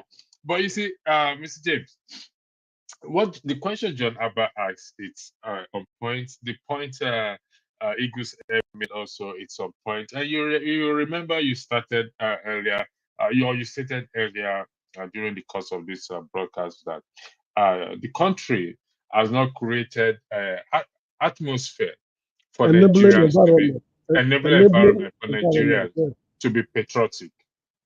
So when people see this outside, they tend to judge us with that situation. If an American citizen outside goes out and something happens, you see how the American government intervenes to ensure, even if that citizen is wrong, the government still intervenes and ensure that that citizen is taken away from that situation and back to the United States. So, and these other countries, citizens from other African countries, they may not even have a clue what the Nigerian government did for them. It's only those in the top sector in the government that really knows what goes on. And listen, I understand where you're coming from. If I've given you so much help in life, and your people come around and start to treat me or treat me, I'm bound to get upset. But it also depends on how I treat my own people. Now, you said something also important in terms of the ruling class. I mean, the elite or the ruling class, how they keep things coded within themselves. You never hear the Oni of Ife and the Oba of Lagos fighting. They may even fight, but you won't hear it. They keep it within that. But it's not with us citizens, the rest of us that are not part of this class. What we do is this, and I want us to really weigh in on this. Nigerians bashing Nigerians. We bash each other a lot. We speak ill of each other a lot on this platform and other platforms. Rather than putting our heads together to find solution. Now, there's a moment of banter, jokes. That's not what I'm talking about. For example, we had a joke here earlier now when Eagles said he studied everybody and he knows that when things are heated up with me, I'm going to run away. I'll end the show. That is banter. That is not bashing. So, but bashing is in the negative aspect. How do we deal with this Nigerians bashing Nigerians so that we can have this unity among us, just like the elites have this unity among them? That is one thing I want each of us to weigh in on. I'll start with you, Mr. James. Then I go to No, John Abba. Then I go to Eagles Head. no, you see, it is not only Nigerians who criticize themselves. If you live with other Africans, among themselves, they do the same thing.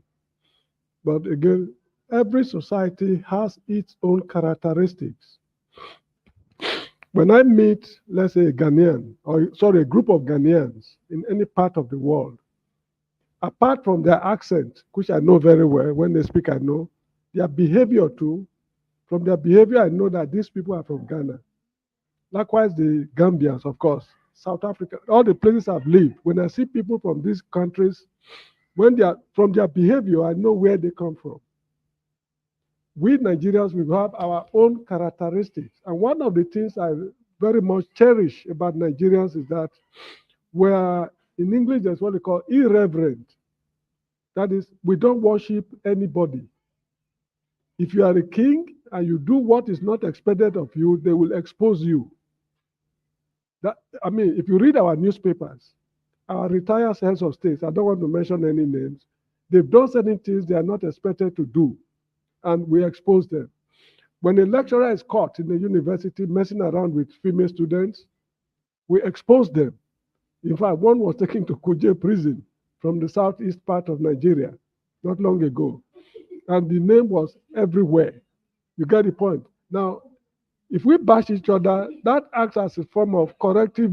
I mean, we should correct our ills by exposing it instead of hiding it. That is how I see it. As I said earlier on, if you watch Nigerian movies, you find cases of murder, incest, robbery, and you name it.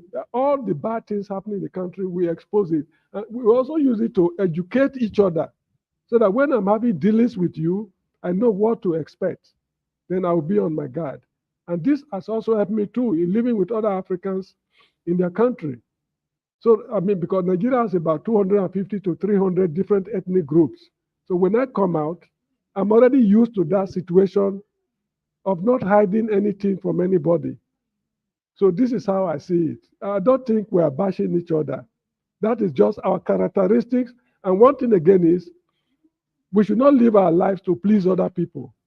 We should live our lives to please ourselves. If this is how we live in Nigeria, so be it. It's up to others either to admire us or not to admire us. That is their cup of tea. This is how we live in Nigeria. This is our characteristics. Thank you, Jonaba. Mr. Jonaba, the floor is yours, please. Thank you. Thank you once again for having me. I think whatever Brother James said is true. I'm sorry, it's raining. It's raining over here. The light might go off soon, so I might be off the line for some time. No problem. Before, just in case, like I highlighted this comment on coming up on Sunday, is this topic: we cannot continue to be slaves by Aliko Dangote, and we will be having it on Sunday and also on Saturday, which is tomorrow. The ladies segment will continue. Behind closed door, is domestic violence / abuse a private matter or social issue? We all know what domestic violence is like and how it affects some people's mental health in the context of Nigeria and Africa. Thank you for that, Mr. John Abba. The floor is back to you. Thank you. All right, thank you for reminding us about the upcoming program. All right, I enjoyed the program, so if I'm available, I would love to be part of it as usual. Brother James, what you said is true. We are unique. We demonstrate our own characteristic. There's nothing wrong to be transparent about what is going on in our own society. If we decided that is the way we talk about our issues. I also believe that there is adage in my place that says that if you use your right hand to beat a child, left hand to beat a child, you use the right hand to bring him closer. So I think as far as the motive behind it is about challenging one to be better or to learn from certain behavior in our society that is completely unacceptable, then it's of a good cause. Uh, End of the day, sometimes people presentation may not be right because we are human beings, but the motive will be right. And the unfortunate part of the motive, people doesn't know that it's between you and sometimes whatever when we say God. So nobody actually know your motive except you communicate it rightly. So I think come to Nigerians, bash Nigerians. Um, is something that if it's within our space, because there is a say that teeth and tongue live together and they still fight. So there is nothing wrong in us disagreeing as a Nigerian, or nothing wrong in exposing our weakness, while we also know that we are the envy of the world. There's nothing wrong with that. But I believe in life that everything has boundary, and it has to stay within that boundary. Thank you. Thank you very much, Mr. Jonaba. Ego sir, the floor is yours. Yeah, thank you, everyone on the panel. Jolava, I understand everything you say, both Oga James. But when you talk about bashing somebody, that means you are talking about physical attack or criticism. Now, when you look at Nigeria, Not physical look at the attack. heart. Right. Yeah, it's an attack. When you bash somebody, just give the person an attack or trying to make sure that you stand against the person. Because when you criticize somebody critically, when you criticize somebody physically, what do? You just attack him physically. So what I'm trying to say in effect that what is the motive behind that criticism? What is the motive behind that bashing that you give to somebody? That's one thing that we need to look into in totality. Because somebody may just come out like a Pastor Andrew, electricity is now. I may come on panel because I have a wrong motive concerning him. Whatever thing he said, I will bash him. I will attack him. I will criticize everything that he said. When there's some people that when they come on the stage, they based on what he said, they want to put correction. Then the bashing come in two ways. Either you bash the person with something of love that you want to make some correction. That's why sometimes you interject over something. That is, you are trying to make sure that this person is will not allow the person to pass wrong information against others or against somebody. That is, you interject and bash the person. That means you attack what the last person was trying to say. But in Nigerian situation, sometimes they bash somebody because they want to get influence against that person. So sometimes the political elite, the elite we have in Nigeria, you find out that when they want to get a position, a particular position in the government, now they gather people and give them the space to do what? To begin to criticize somebody, begin to say something that is not true.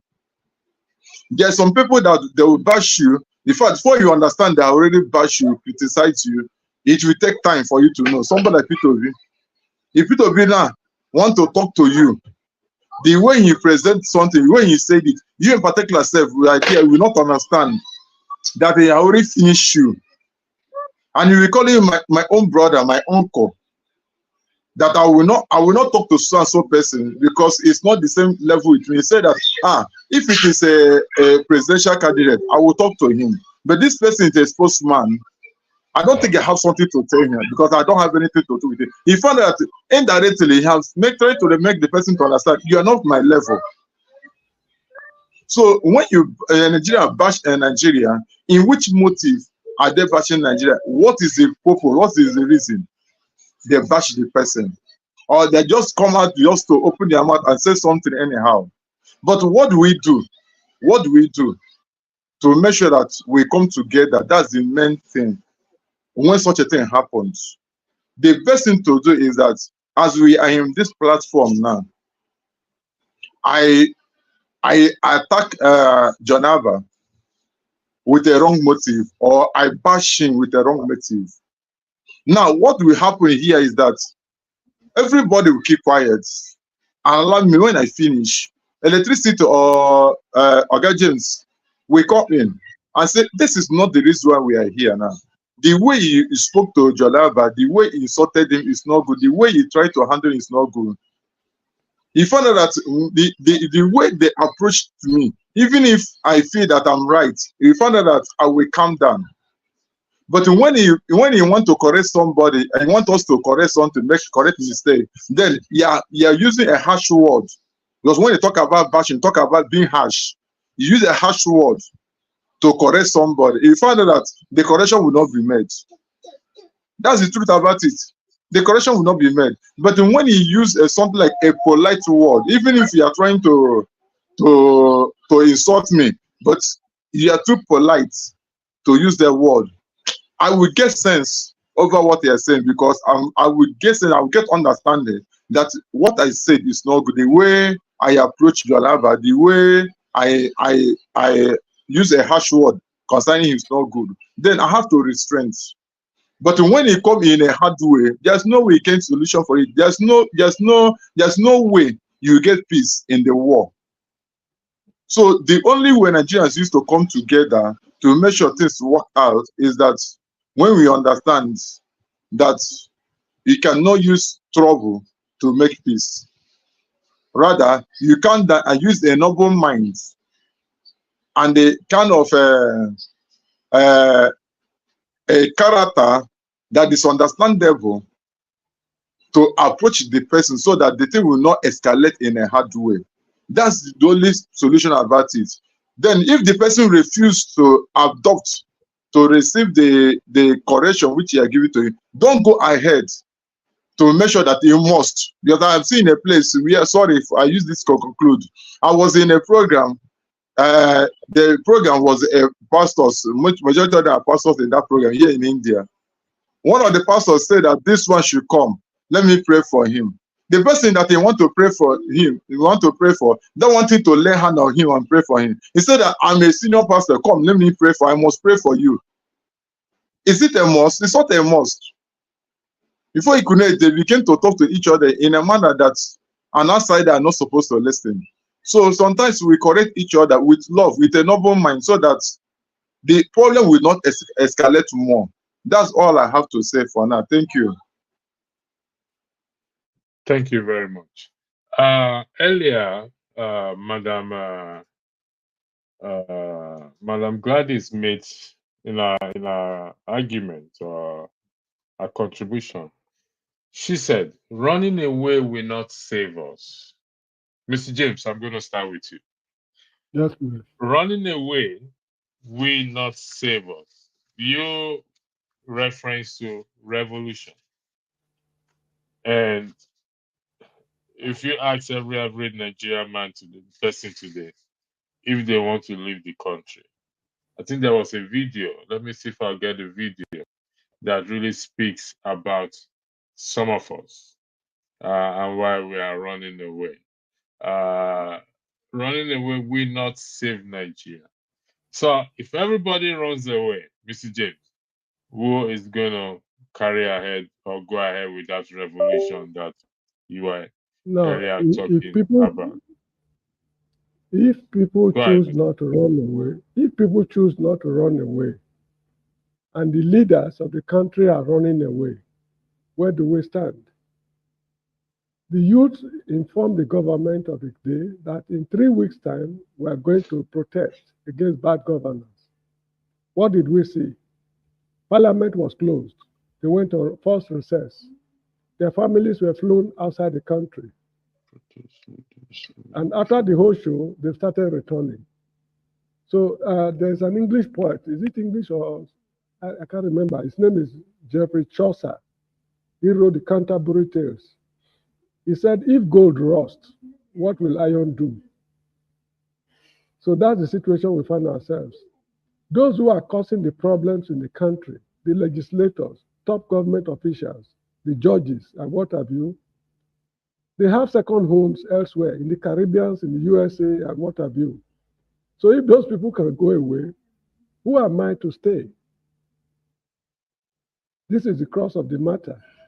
And remember that majority of those who left the country, if not that they are outside the country, most of their families would have perished. A lot of children wouldn't have gone to schools. And I mean, they are the people running the country. People are telling us not to go away, but if you are what they call preparing your annual budget, you include remittances from abroad.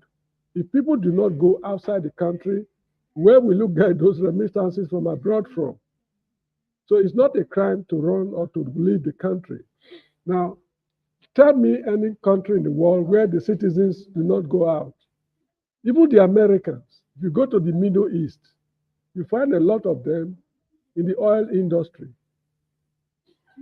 The British, they ran away from their, in fact, Europeans in general, they colonized Africa, they ran away from Europe to colonize Africa to their own advantage. So what is it that Nigerians are doing that is unbecoming? There's nothing wrong with running away. If you have the means to run away, pack your bag and baggages and walk out of the country. If you choose to go back in future, fine. I have no quarrel with that. May your God help you if you believe in God. So that is how I see it. There's nothing wrong with running away. Okay, okay. This is what, Mr. James. This is where I probably will be disagree with you. That this, you see, Americans don't run away.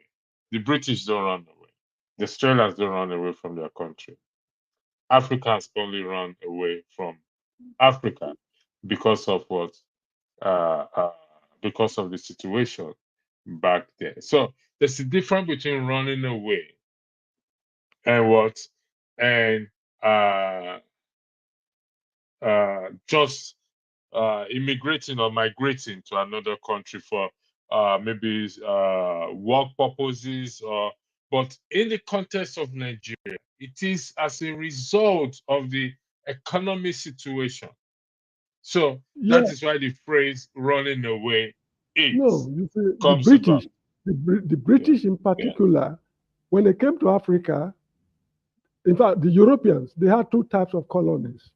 We have colonies of exploitation and colonies of settlement. The economic situation in Europe was despicable, was very bad for them. So they were looking for greener pastures. When they came to West Africa, they had the thought of staying here permanently, but mosquitoes drove them away. So they gave us the option to negotiate our independence on terms acceptable to them.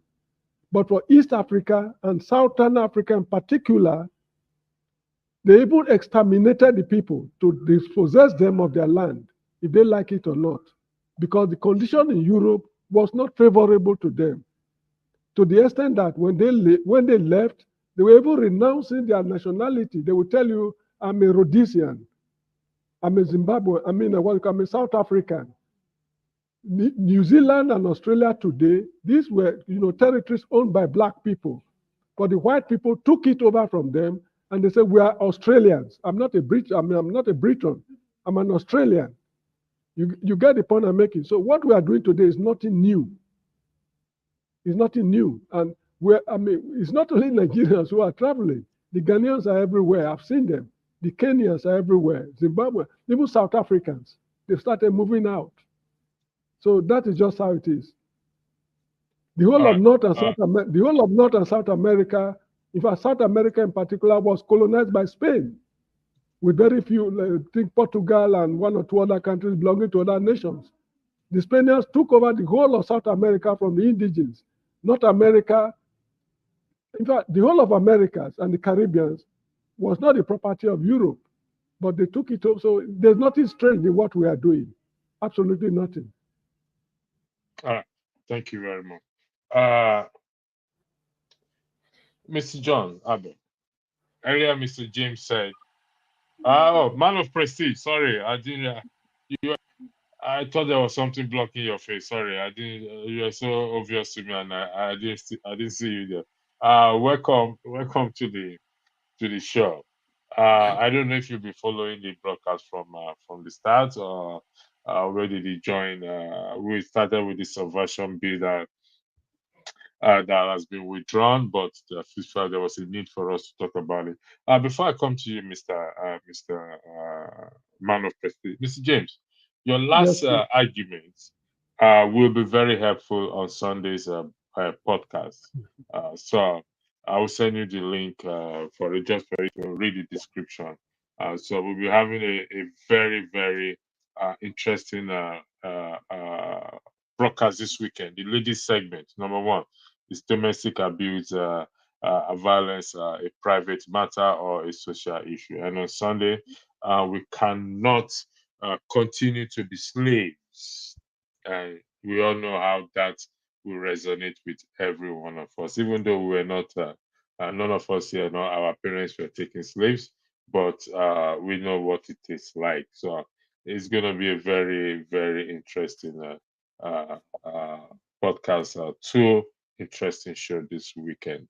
In fact, it's going to be three interesting shows. The other one has not been published. It will be published later on. So, man of prestige, the floor is yours. Thank you. Yeah. Good afternoon and good evening, everybody. Yeah, I just tuned in a few minutes ago. So, like you said, it's about the Subversion bill. I've not been preview what's going on in Nigeria because I left US on the 21st. So even before the protest that took place on the 1st of this month, I've been gone. Actually, I just came back yesterday on Wednesday. So I've been trying to replace some of the things that actually transpire in Nigeria. I'm just getting a little bit of hold of what transpired from the protest to whatever is going on right now, this Suburban bill and everything that's going on. So I don't really have the grasp of what's Nigerian situation at the present time, but the little that I have information on, it kind of is rubbing me in the wrong way. Why am I saying that? I don't really want to pivot back to what actually happened, but there's one that is really, I'm very much concerned. I mean, people may call it tribalism or whatever, slog going on in Nigeria, but I kind of consider it to be xenophobia. Let me very precisely, because I've seen something, they call it Legopedia, Yoruba Roni, and some Southeasterners that say something too, and whatever is going on in South Africa. So if we can come here and condemn whatever is going on in South Africa, we are saying that they're against Nigeria, they're making xenophobia against other black nations, but we are perpetuating the same thing in Nigeria.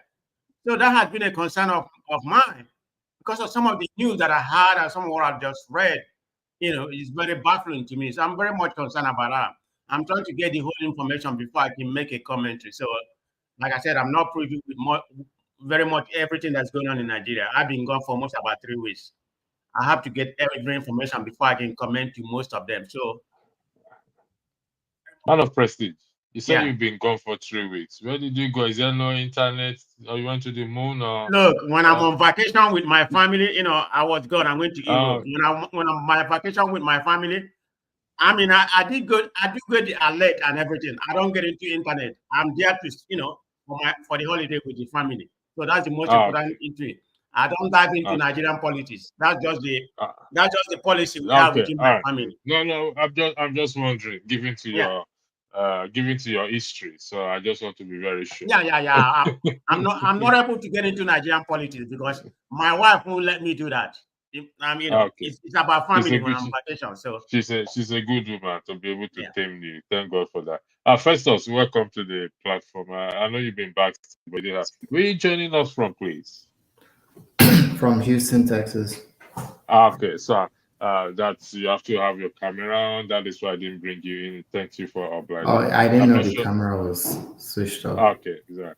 I don't know if you've been following, and thank you again. I believe it appears that this is your first time on this platform. I've not seen your face before. Would that be correct? I've actually been coming, but this is my first time seeing you here.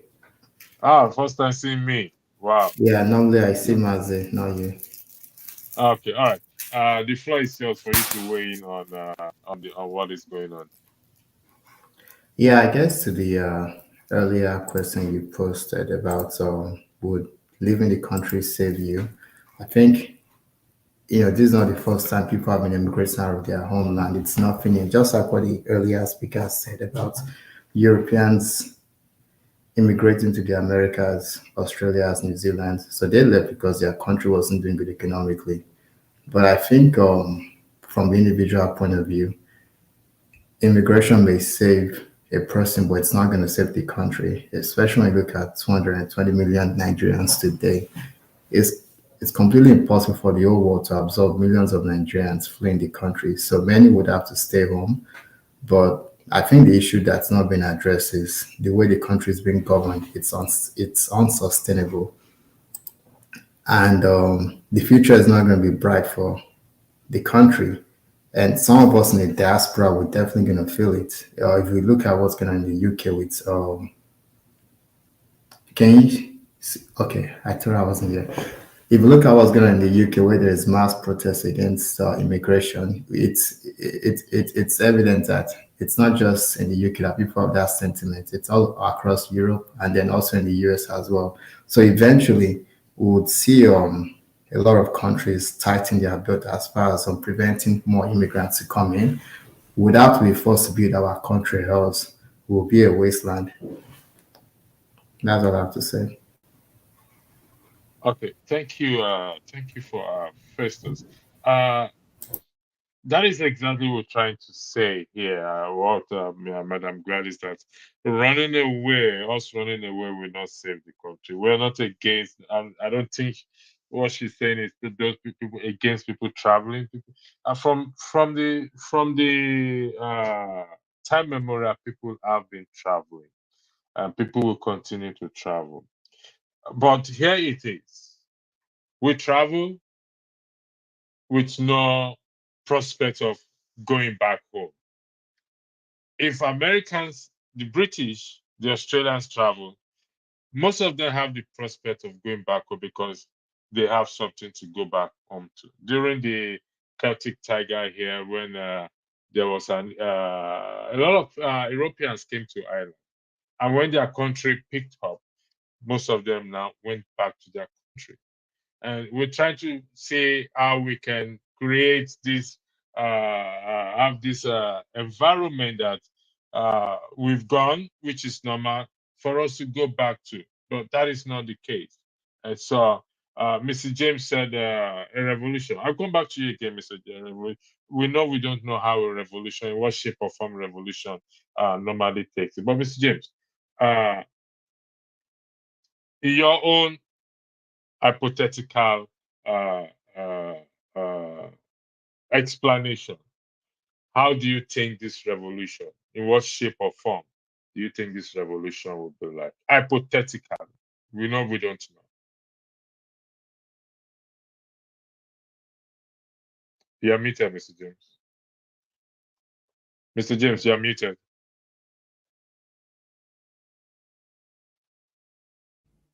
It's okay now. Okay. I was yes. about to ask you if you are in the spirit, and you're asking us to wait until you come down. You come. No, I'm very physical. I'm very physical. Now, you see, if a revolution is planned, in my opinion, it ceases to be a revolution. Because most of the revolutions that have taken place, it is built up. It's built up over time. And eventually, they get to a point whereby the last straw will break the camel's back. Then the process will unfold.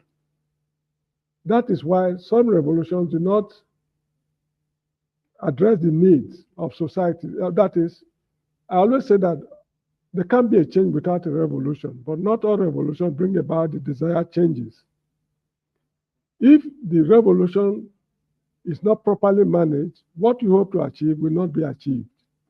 Now, it's not what you sit down around the table with reasonable gentlemen and start plotting, what should we do, what should we do? No.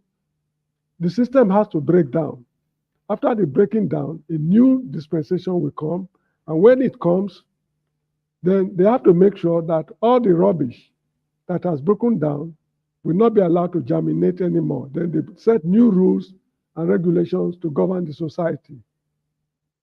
This is what the Iranians did during the days of the Ayatollah. The Ayatollah and Shah Pahlavi, their president, they were not on good terms. The Ayatollah was very religious, while Shah Pahlavi was a Western trained man. So they were not seeing things eye to eye. The Ayatollah had cause to go into exile in Iraq. From Iraq, he went to France, got himself organized, Then there were movements in the country till the country collapsed. After the collapse, then the Ayatollah returned to form a theocratic state. While the state was formed, there was a lot of infighting among the new ruling class. I can't remember their name, Ali Rajai, Bani Sadra, and others. There were a lot of infighting till eventually they stabilized and formed the modern Islamic Republic of Iran. Then in Ghana, in 1979, there was hopelessness, just like it is in Nigeria today. Jerry Rawlings and his boys, eventually they found themselves in office. They introduced a revolutionary state which they could not control. So at the end of the day, Rawlings had to back down, and the old dispensation eventually infiltrated the system again, and that is where the Ghanaians find themselves. So Ghana is a country where a revolution was launched, but the revolution did not achieve its desired end. Whereas in Iran, in Russia, in France, they achieved their desired end. So that is how it is. It's not what we just sit down to plan. No. Like this, what's it called? NSAS and this last protest in Nigeria. The governments were terribly afraid because it is capable of pulling the government down. And when the government is pulled down in a protest, there is no government in place. So there will be an emergency government. It is that emergency government that will initiate the revolutionary changes the society requires. So it's not what you just sit down and plan and execute. That is how I see it. But again, I want to make something clear. A revolution does not necessarily mean bloodshed. Okay. Executing people, I don't support it for just one reason I've been explaining on this platform. When you shed blood, when you execute people, the consequences are normally very, very tragic. A classic example is Liberia.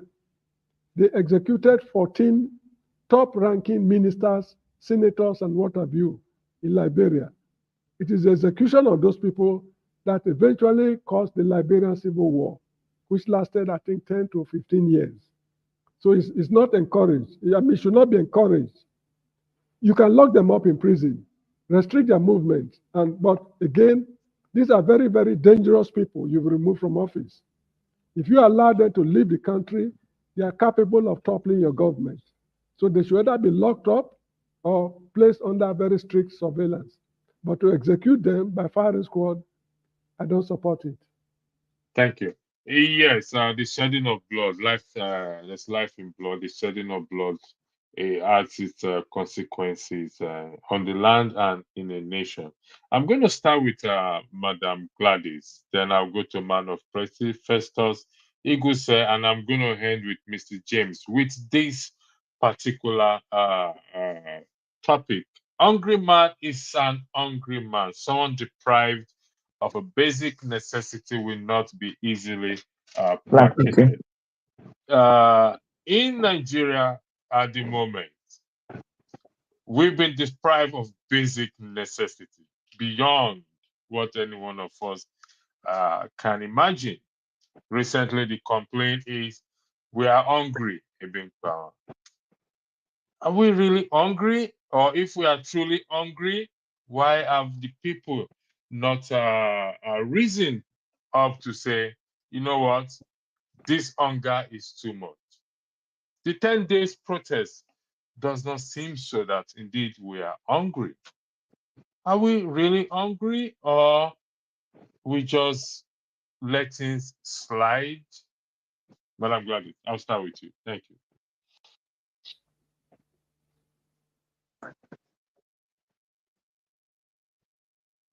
Hello. We can hear you loud and clear, madam. Okay.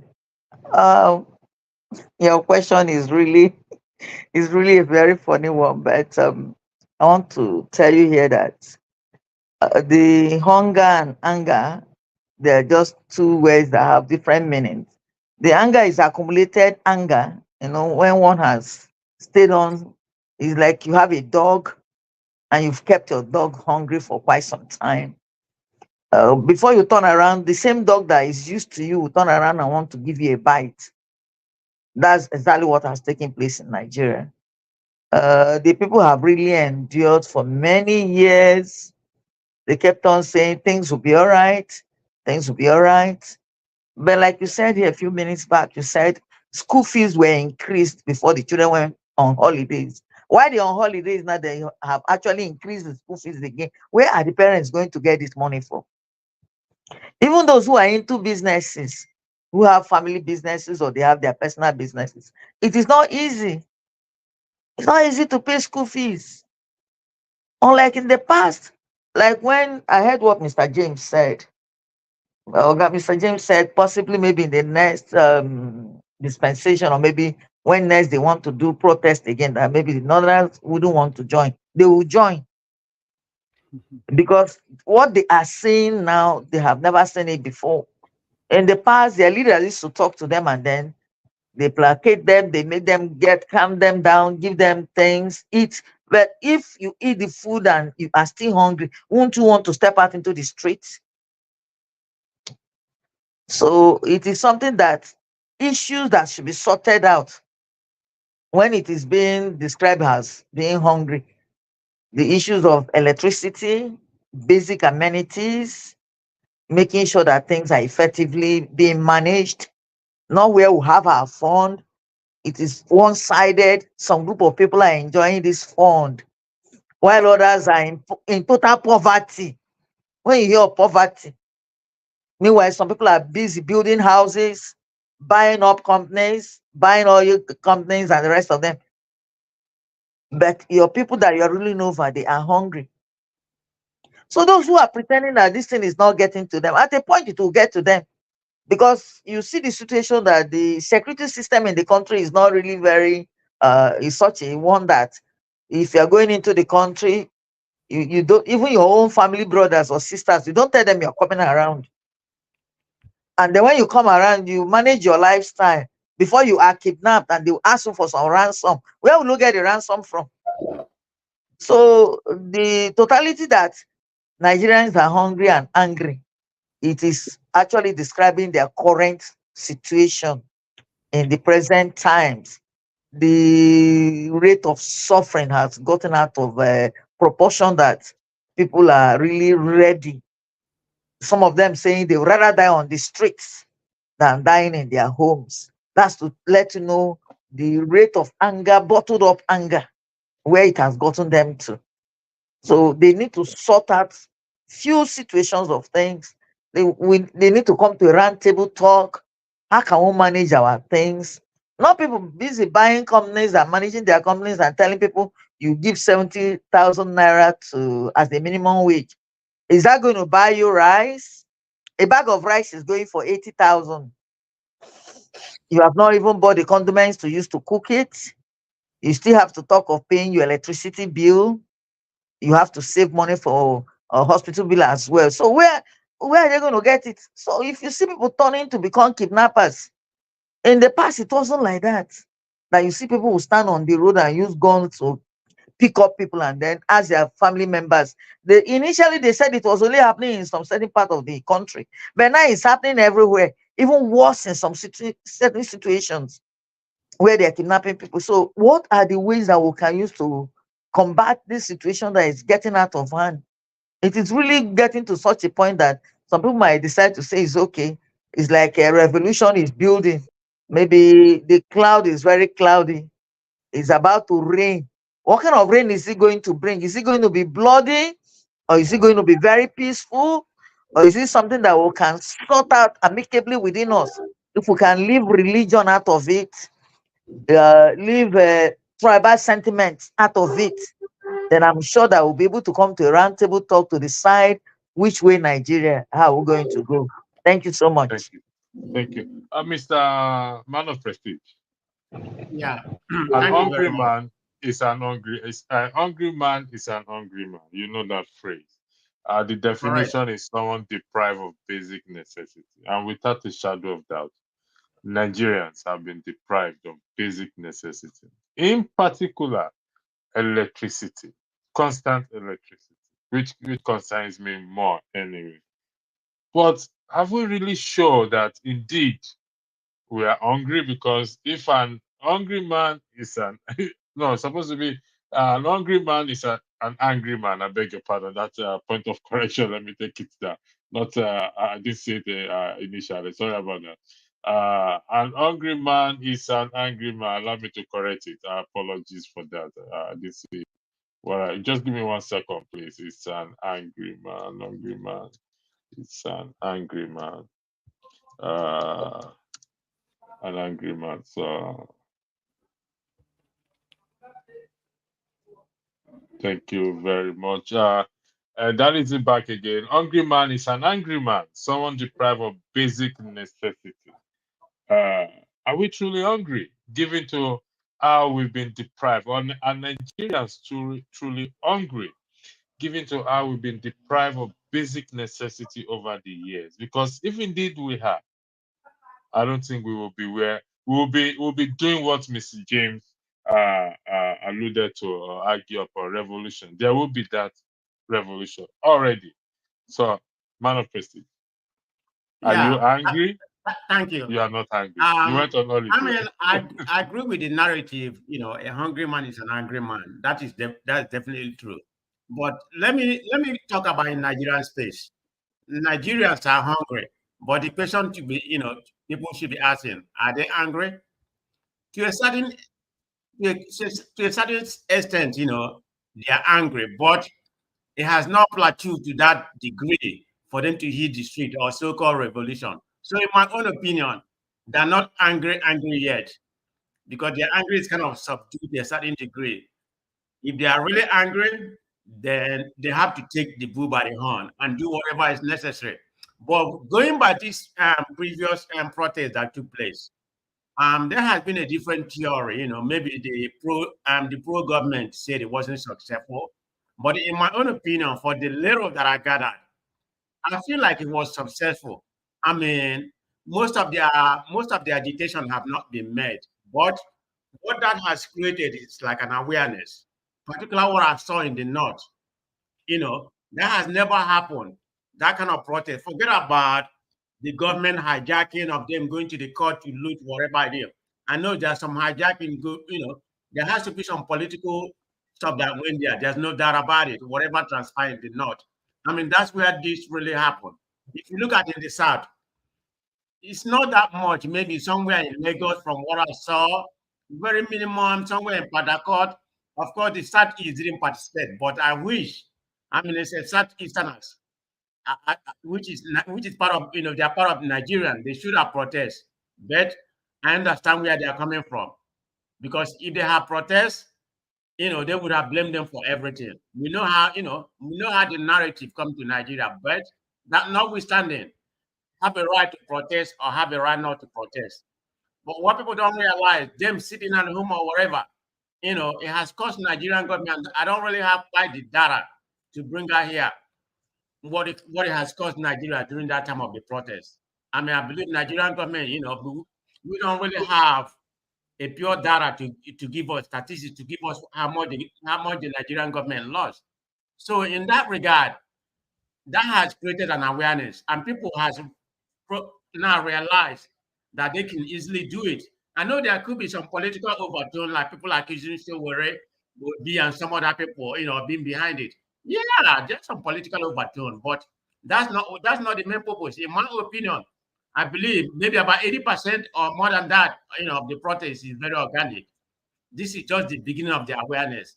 So if this continues with the way this government is going by now, we don't know what's going to happen. I mean, next month, the other month. So I believe it's an awakening, very, very minimum awakening, in the Nigerian space. So like the question you pose, are they angry? No, they are not. They are not angry yet, but they are hungry. So Okay. that's my point. So this so the deprivation, the basic necessity, deprivation of basic necessity has not really hit there. Thank you, man of prestige. Festus, the floor is yours in respect to what. Yeah, thank you. So I guess, are we hungry? We are hungry, and the north is very hungry. Are you taking it around only, or because I've been watching the way you're picking this thing? I don't understand, but no issue. Go ahead. No issue. I'm going from Madam Gladys to Man of Presi to Festus to you and then Mr. James. Is that I'll okay be with very you? short, don't worry. All right. Okay. We lost it. Go ahead. So the North is angry. I don't know about us at the South, but everyone is hungry. That's for sure. I also think we are too docile, especially those of us in the South. And I also think maybe because we haven't experienced good governance. No one today was alive, especially the youth, when you had the likes of Awolowo, Michael Opara governing the East or West. I also think tribalism and bigotry played into the hands of those that were protesting. So we didn't have a countrywide protest. But looking at things from my own, 35 years old, it's fair to say that Nigeria has got into uncharted territory, and we should definitely expect more protests in the future. That one is a given. When you see how bad the currency has dropped in value, um, the banditry going on where farmers can actually farm and grow food, you should definitely expect more protests in the future. I used to work at a non-profit. My friends and I started this non-profit, and we used to raise money to help Nigerian students in Nigeria pay for tuition. And I was looking at the account. This was early last year. I was looking at the accounts on tuition we actually paid for students in Unilag, University of Benin, Nsukka, Usman Dan Fodio, and University of Ilorin. And I thought maybe we made like a typo, where you put like 25,000 naira, not to realize that the tuition rate has actually increased like maybe like 10x or something. And I was shocked, like what's going on in this country? Because I'm here in the US just chilling, enjoying the AC and eating good food, shrimp, burgers, and all that. Like not a lot of people can actually enjoy that luxury back home. So to me, it's the North is waking up now. One issue I have with, well, not like it's an issue, but I watch a lot of folks talk on YouTube, like Dele Farotimi, Sean Kuti, a whole lot of stuff, David Ondain, but they all speak English. It's too refined. No one's speaking Pidgin or Yoruba, Hausa, or Igbo to actually educate the masses on what's going on, the internal and external threats that we face. So I think eventually though, there'll be more protests, maybe bloody eventually, but at least that's a price we would have to pay because no one's gonna save 220 something plus Nigerians. We have to do it ourselves. Yeah. Thank you, Festus. Mr. James, I know we both agree. You will weigh on this, on what is. I know we both agree that blood should not be shed. Unfortunately, bloods were shed during the NSAS protest. Blood was shed during this last protest. Innocent blood has been shed by government. I'm not. I just wanted to a food for thought for you to take away with, and we will deal with this issue of shedding of blood some other time. Uh, could it be that this shedding of blood, innocent blood, on the land over the years, is having a negative effect on the country? You don't have to respond to that. What is on the screen? It's just a food for thought. We will talk about that some other time. Can you please weigh in on what is highlighted on the screen, please? Thank you, Mr. James. A hungry man is an angry man. Okay, please kindly allow me comment briefly on what Madame said. I still believe, well, I could be wrong, that come October 1, the Northerners might not participate in the protests for this reason. In the 50s, 1953 or so, I can't remember exactly when Awolowo declared universal free primary education in Western Nigeria, it was an unqualified success beyond compare. The Easterners were not having that program. They bought the idea through personal initiatives. Parents sent their children as much as they could to schools. So the gap the Yorubas created, they were able to, at least to a reasonable extent, bridge it somehow. or not totally. The Northerners completely refused to buy into the idea of educating their children, because it's only the children and of the elites that were sent to schools. And they sent them to fine universities, Cambridge, Oxford, UCLA, Harvard, and what have you. When those children returned, they manned key positions in the country. They left the peasants on their own. That is the root cause of the problem they have in the North today. Now, during Buhari's time, they never made any noise about the situation their children were going through. Illiteracy in the North, poverty in the North. Although one or two people, like Amino Kano and a few people in Buhari's time, expressed concern. But as a group, as a ruling class in the North, that was not their concern at all, because they believed that God made them to be what they are. So be it. Now, there's a problem in the South of demonstration during NSAS movement. Is it not the same Northern elders who instigated the Northern youth not to participate, while the Southern youth were fighting against injustices in the system? They were able to talk to their boys and girls not to participate, yet they were hungry. When the Southern boys and girls discovered palliatives in warehouses, it was at that point the Northerners now joined to loot palliative from warehouses in the North. That showed that they were hungry. Why did they not key into what the Southerners were doing in the first place? Now, this end bad governance protest came up. The organizers in the South gave 3 weeks notice to government. I still remember clearly, when the notice came out, the Northern leaders, they bought the idea. I think Sheikh Gumi and others. They were talking in favor of the demonstration. This man, what's his name? That professor of, is it bone marrow pathology or something? A professor, a medical professor in the North. He was saying something in favor of Peter Obi during the 3 weeks they gave them.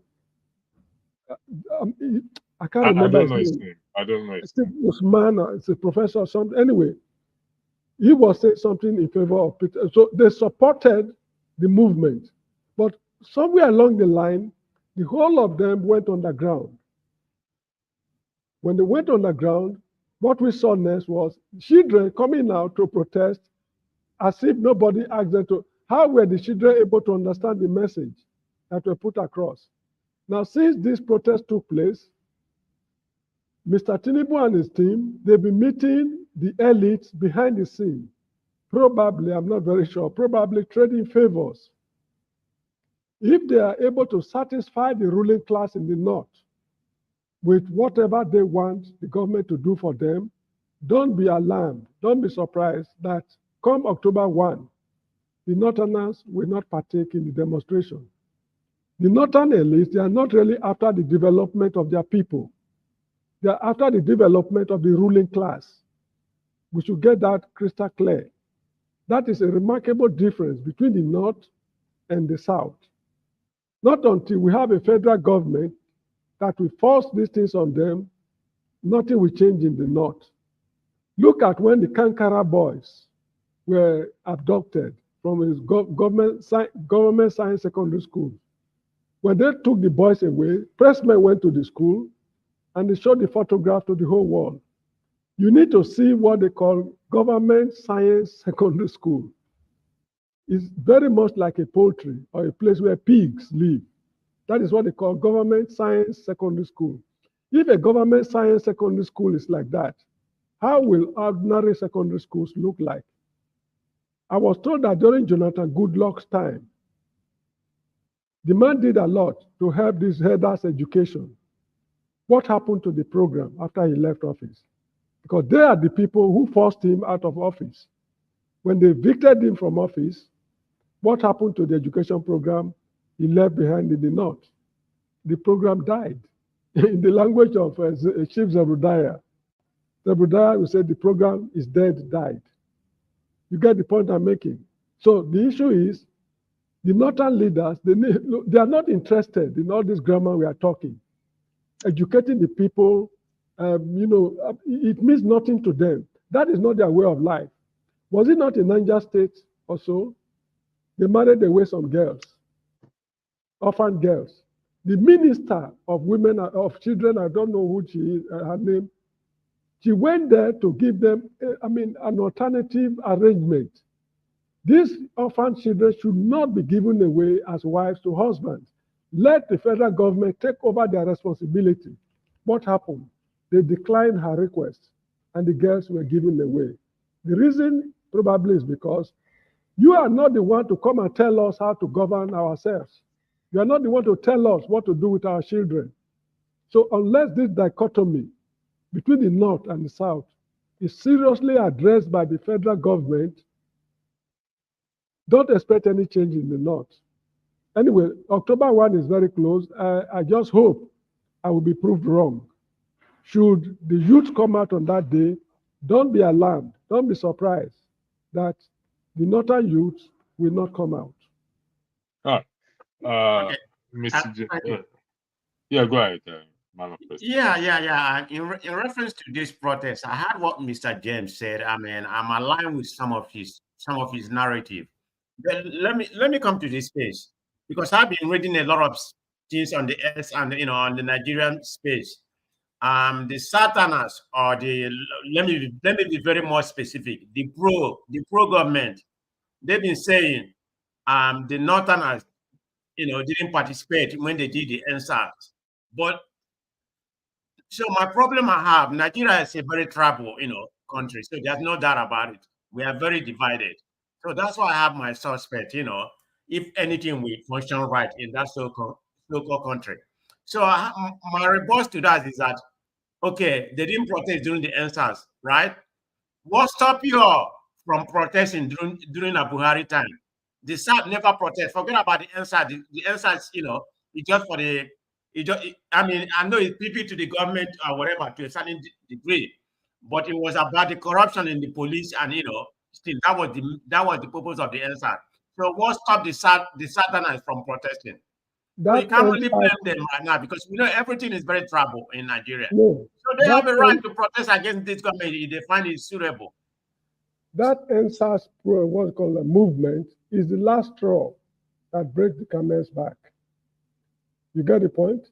Now, the whole South were able to key into it because they knew what was going on.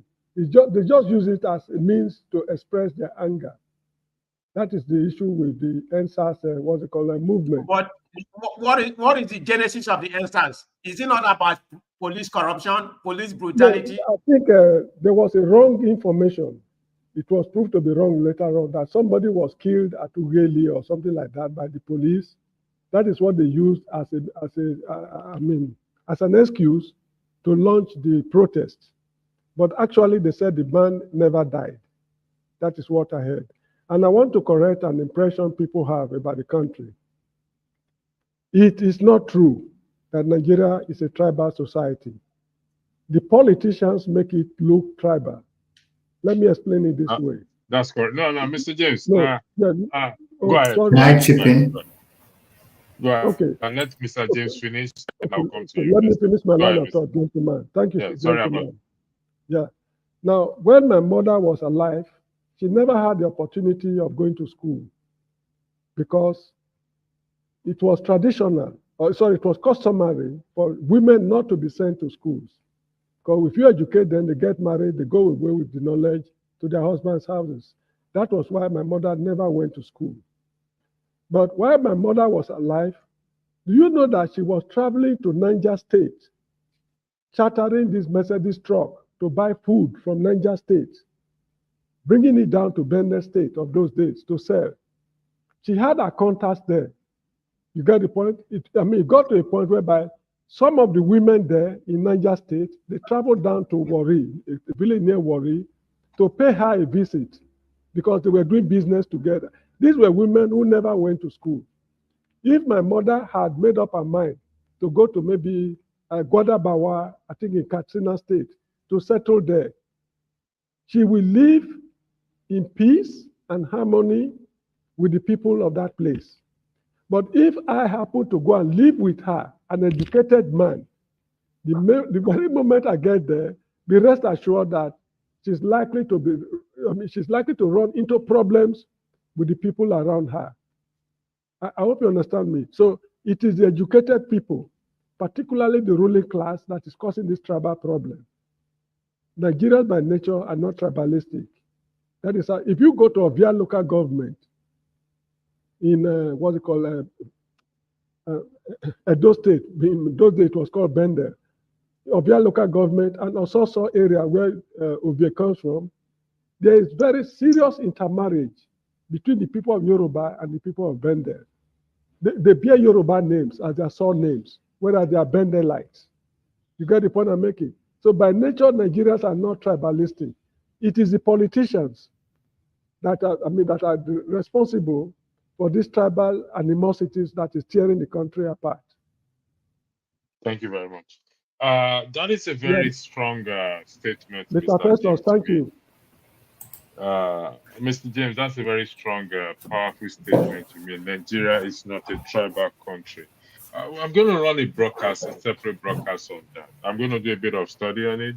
I just quickly wrote it down before it goes off my head. Festus, the floor is yours. Thank you. Yeah, thank you. So, in regards to NSAS that took place in 2020, that was, of course, police brutality, and that took place in the South. Many Northerners don't even know of SARS. They don't even know it exists. And I think this so-called Yahoo stuff is more prominent in the South than it is in the North. That's why we didn't see a lot of protests in the North. And mind you, it was Tinubu that brought us Buhari. They kicked Jonathan out. They played their, whatever political machinations they were doing. And we had Buhari who literally laid waste to the country. Yorubas or Igbos didn't protest bad governance from Buhari. So if we can put up with bad governance 100% of the time, why should we expect the North to put up with bad governance 50% of the time? Things are different from Buhari's time. The currency has tanked. Food prices have sometimes quadrupled, tripled, doubled some places. And they also feel the wrath of Boko Haram and the banditry going on in the North much more than in the South. So it's a no-brainer that they would have to protest the way they did. And, I don't think we should put any blame on the North for protesting the way they did. And we should also understand that the elite in the North, like what Mr. James said, it seems like the North was colonized twice. First by the Fulani in the jihad of Usman Dan Fodio, and then by Britain. When we got tired of the Brits, they left, but the Fulanis are still there. And there were times before independence that even Britain themselves warned the Fulani elite not to allow the masses to gain Western education. They said it was incompatible with their religion. That's pretty much what Boko Haram is today. And if you look at the pattern of Britain, when they do leave their colonies, they would leave some group of people like the whites in South Africa to govern for them. Or you look at Sudan, they left the Arabs to rule the majority blacks in Sudan. You also look at Rwanda, it was the Tutsis, who are maybe like 12% of the country's population. So in Nigeria also, they've left the Fulanis to rule the country. And to maintain your hegemony, you have to keep people ignorant, and that's what's playing out today. So if the North or if Nigeria wants to see a big change, if we need a revolution in Nigeria, the North needs a revolution twice over to change their thought process, because they've been trained to look at things in an Islamic religious. We are supposed to be more enlightened. You don't really see that level of Islamization you see in other Islamic countries in Africa. You go to Tanzania, Burkina Faso, Senegal, they are not as radical as the Islam that you see in northern Nigeria. So that's the Fulani hegemony has to keep its hold on the masses. And once the hunger, and the bad economic hardship hits the North, they can't really hold the control they have over the Northerners like they are used to before. But I also want to point out this fact that when you look at most other countries outside of Africa, especially like comparing Nigeria to other countries, Spain is mostly Spaniards living there. France, it's mostly French people living there. Japan, mostly Japanese people living there. One ethnic group.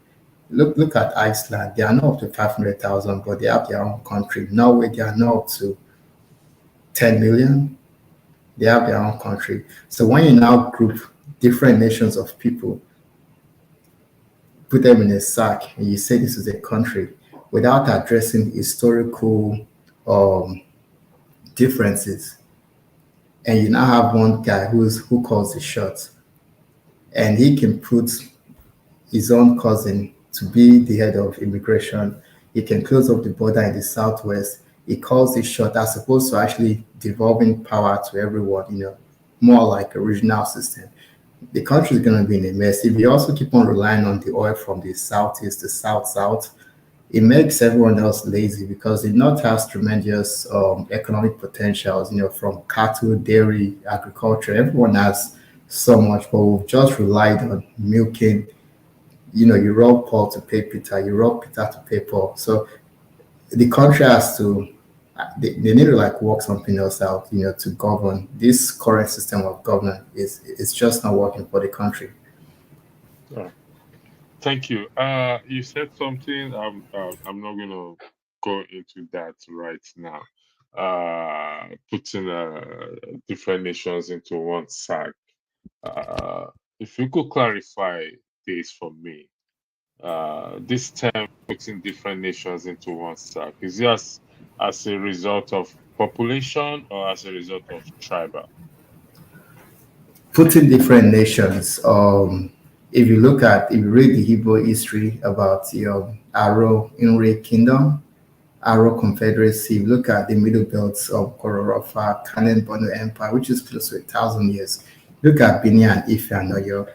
They've been existing, they have like their own unique culture. And when Britain came, it was, let's just split everyone. Yorubas are in Benin and Togo, Hausas are in Niger, Canaries are in Chad, Niger, part of Cameroon, and you put them all in one sack because you want to dominate that area, just like how they did India. India that Britain colonized includes Pakistan, Burma, Bangladesh, but they all had to go their separate ways because they realized they were not compatible. You have Hindu worshippers, you have the Islamic folks, you also have the Buddhists. We have Christian South, Islamic North. How are we going to have a cohesive foreign policy with the issue going on in Israel and Israel and Palestine? So I think we need to understand our unique differences and we need to have a regional system. That's the best for us. But this system and I think we are nations, let's just call it what it is, because Sweden, they are not up to Igbos or Hausas or Yoruba people in population. Many European countries, how many countries in Europe would you see being dominated by another white group of people? It just doesn't happen. The Soviet Union broke apart, Yugoslavia broke apart. So I'm not saying we should break apart, but we need to restructure the country, or else the country will eventually break apart. Thank you, Festus. Just to ask, before we round up for the day, just a reminder. Let me say something. Mr. James made a comment, when I was here earlier, and he said we are not. Man of Prestige, hold on one second. I'll give you the floor. Before we round up, before Man of Prestige speaks, again, reminder, ladies segment tomorrow. Topic is domestic violence abuse a private matter or social issue? On Sunday, we're going to have this again. We cannot continue to be slave by Aliko Dangote. October 1st, I'll look at what day it falls into.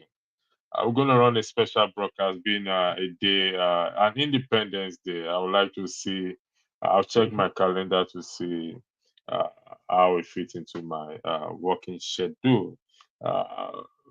There's a title already in my head for that, and we will deal with that October 1st. I will schedule the broadcast way ahead of October 1st. Man of Prestige, the floor is yours. Thank you very much. Yeah, thank you, Mr. James. I know you're well informed. You made a comment that we are not a tribal people. Okay, yeah, I know the politicians perpetuate the tribal narrative that's going on in Nigeria, particularly when it comes to the election time. But why we as an individual, based on tribal, why are we buying into that? Why are we buying into that? The politicians, hijacking Nigeria space using using tribal, to achieve their goal. That's my You question. see, look, take the United States, for example. The USA is made up of people from different parts of Europe. I mean, the Europeans, they're the white people. They are some from Poland, Czechoslovakia, former Czechoslovakia, France, Britain, Germany. They are all mixed up in the USA. When the US government, they are implementing their laws, they don't bloody care to know where you come from. Correct. If you do anything wrong, the law will take its course. Yes, be you a Polish or whatever, it's irrelevant to them. At least in principle, there might be some slight biases here and there. Slight biases and favoritism, yeah. Yes, generally, fundamentally, they try to enforce the law. That is not the case with Nigeria. You get the point I'm making. Now, if you take Bola Tinubu's government to court now as an Igbo man in Lagos, the outcome, the guess is your guess is as good as mine. You understand me? That is what I mean by the country is not tribal. I cited an example. Was it in this program or this platform? I can't remember. When I was a little boy during the Civil War in a primary school, Arinze Primary School in Benin City. During the break period, we normally go on a short break, long break, that's recess. We normally organize football competitions between classes. So my class was playing a football match with another class. For certain important reasons, I was not among the 11 selected players. It wasn't one of the best. Yeah, exactly. But out of sheer enthusiasm, I sneaked into the team. So we started playing. But somewhere along the line, I made a very fatal error. I scored an own goal. When I scored the goal, the class was very furious with me. And they gave me a beating of my life on the field. So at the end of break, we went back to our classroom. The teacher was not there. So some boys attempted resuming the beating. So a Benin boy, because I'm not a Benin boy looked at them and told them in their language that only say etobawe. That is enough. He did not do it deliberately. It was that boy who saved me. I'm not a Benin man. The whole of them were Beninese. I was the only non-Benin in the class. But these are little children. He said, Wase etobawe. You should leave him. He did not do it deliberately. And that was how I got saved from further beatings. You get the point I'm making? Yeah. Now, unfortunately, I don't know where that boy is now. And I only remember his surname is Idahosa. I don't remember his actual name. This thing happened in 1967. I wish I know where the boy lives. The man lives now. I would have gone to express my gratitude. He must have forgotten me, but I would have reminded him. I still kept it at the back of my mind. That is what I mean by saying that Nigerians, by nature, we are not tribalistic. When I was living in Benin City, who cares to know if you are an Igbo man? If I want to buy something from your shop as an Igbo man, if your price is more reasonable than that of a Benin man, I buy from you straight away. Correct. We let houses to Igbos in Benin City. Nobody cares. There was one very prominent Igbo transporter at 2nd East Circular Road, number 21 in those days. They call him Injikoka. He was one of the leading transporters in Benin City. His competitor was JBS, Jos Bazwaye and Sons, a Benin man. But he owns Injikoka, transport services, opposite D.N. Oronsaye's house. Those who are listening to me online will know where I'm talking about. D.N. Oronsaye's house is just a little after Ekiosa Market, before Uwa Junction. So anyway, the point I'm making is this man's business flourished. Nobody cares to know, because if you want to go to Koba Hill and Injikoka motor is going there, you want to go to Village Market, his price is better, they will patronize him and leave JBS. That was how Benin City was. So by nature, Nigeria is not a tribal society. It's the politicians who are creating the problems. What we would, thank you. What we would do is this, like I said, this topic, this statement Mr. James made, is credited to you, Mr. James, and we're gonna run a special broadcast on this case. It is a nice, powerful statement. Again, it's credited to you in this regard. Gentlemen, as we come to the end of the show, I would like to thank everyone who have participated here, and hope to see you tomorrow and Sunday. And Saturday, tomorrow, don't forget the ladies segment. There's a broadcast before the ladies segment, the usual politics broadcast. Then we'll have the ladies segment. Don't miss it. On Sunday, don't miss it. Don't miss October 1st. October 1st, we have to start planning ahead on this platform now. We're going to schedule a program for next year December, if need be. God willing, we are alive. We're going to run that program. So, can I make a last submission?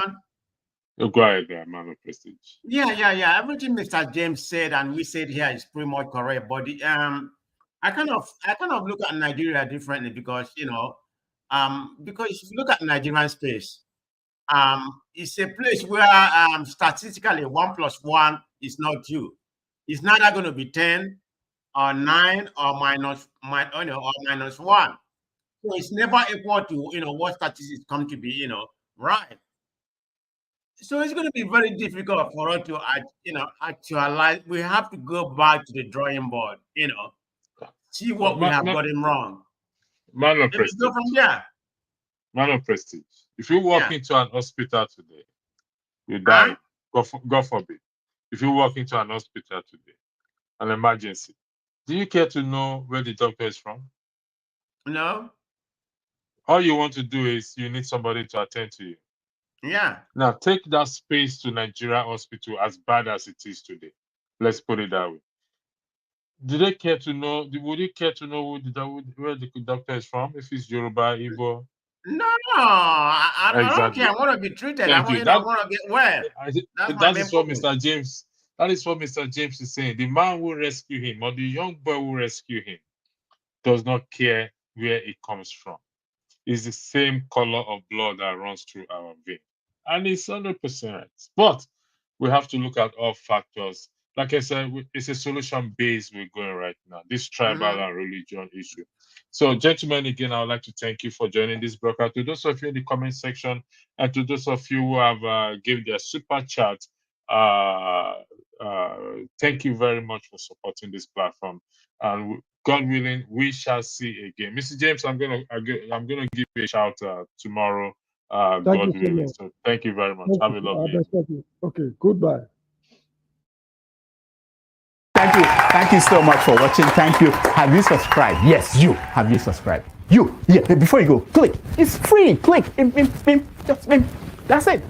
Have you subscribed? You are laughing. Have you subscribed? Have you subscribed? Thank you. Hey, madam, thank you so much. I can see you. We have to get to 100,000 subscribers. By the end of the year, how are we going to do that if you don't subscribe? Yes, you're about to click off. Why? Have you subscribed? It's free. If you don't, ask your son, ask your daughter how to. Just one click. Thank you.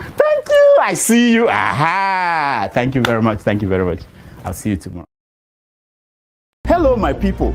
LEMFI, the International Money Transfer Service, is here to provide you with a simple and efficient money transfer experience with no fees and the best rate in the industry.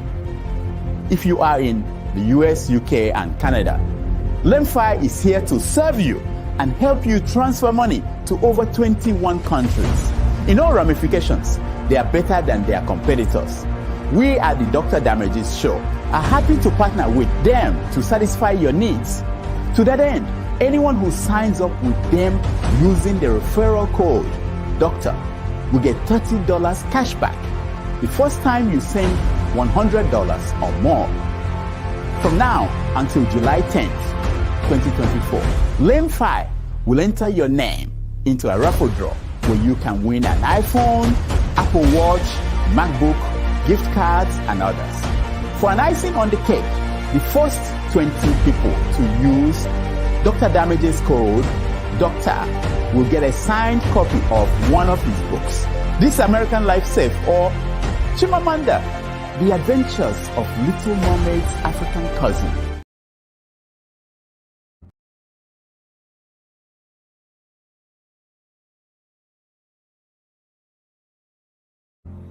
Our eyes, oh compatriots,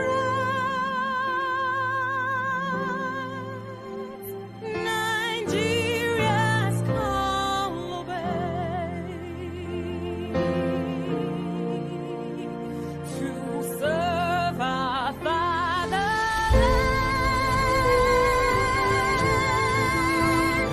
We love and strength and faith. Labor of our heroes past shall never be in vain. To serve with heart and might, one nation bound in freedom, peace and unity. Hey, that's so. Oh, yeah. Arise, oh compatriots, Nigeria call obey to serve our fatherland with love and strength and faith. The labor of our heroes past shall never be in vain. To serve with heart and might, one nation bound in freedom. In freedom. In freedom. Peace and unity. Arise, my people, arise, my people.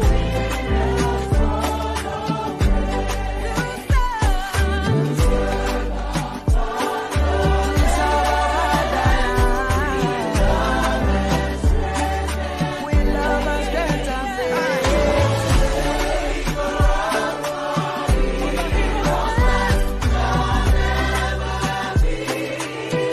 With all our hearts and minds, we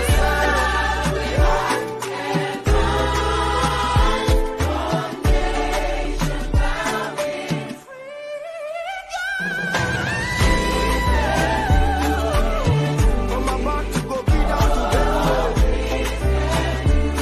From Warri to Lagos. Our eyes, oh compatriots,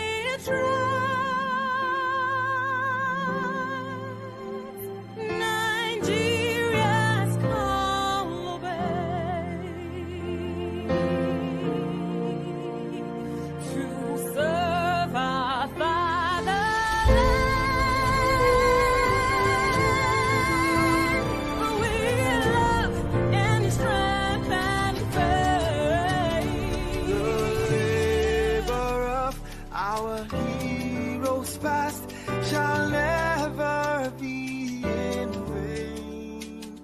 To serve with heart and might, one nation bound in freedom, peace and unity.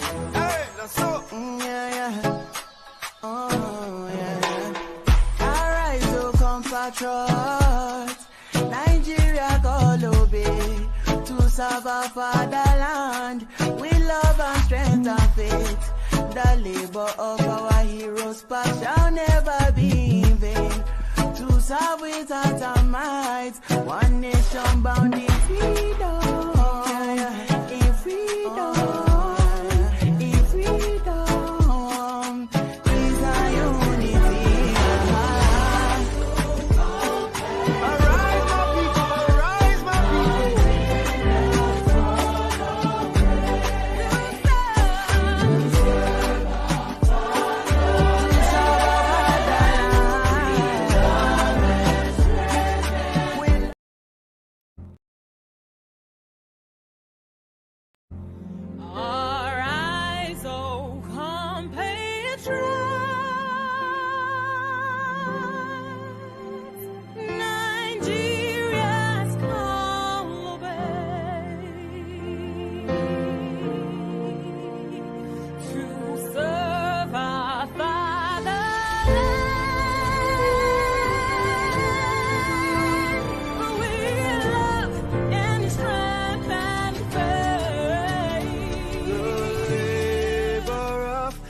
our heroes past shall never be in vain. To serve with heart and might, one nation bound in freedom, peace and unity. Hey, that's so. Oh, yeah. Arise, O compatriots, Nigeria call obey, to serve our fatherland with love and strength and faith. The labor of our heroes past shall never be in vain. To serve with heart and might, one nation bound in freedom.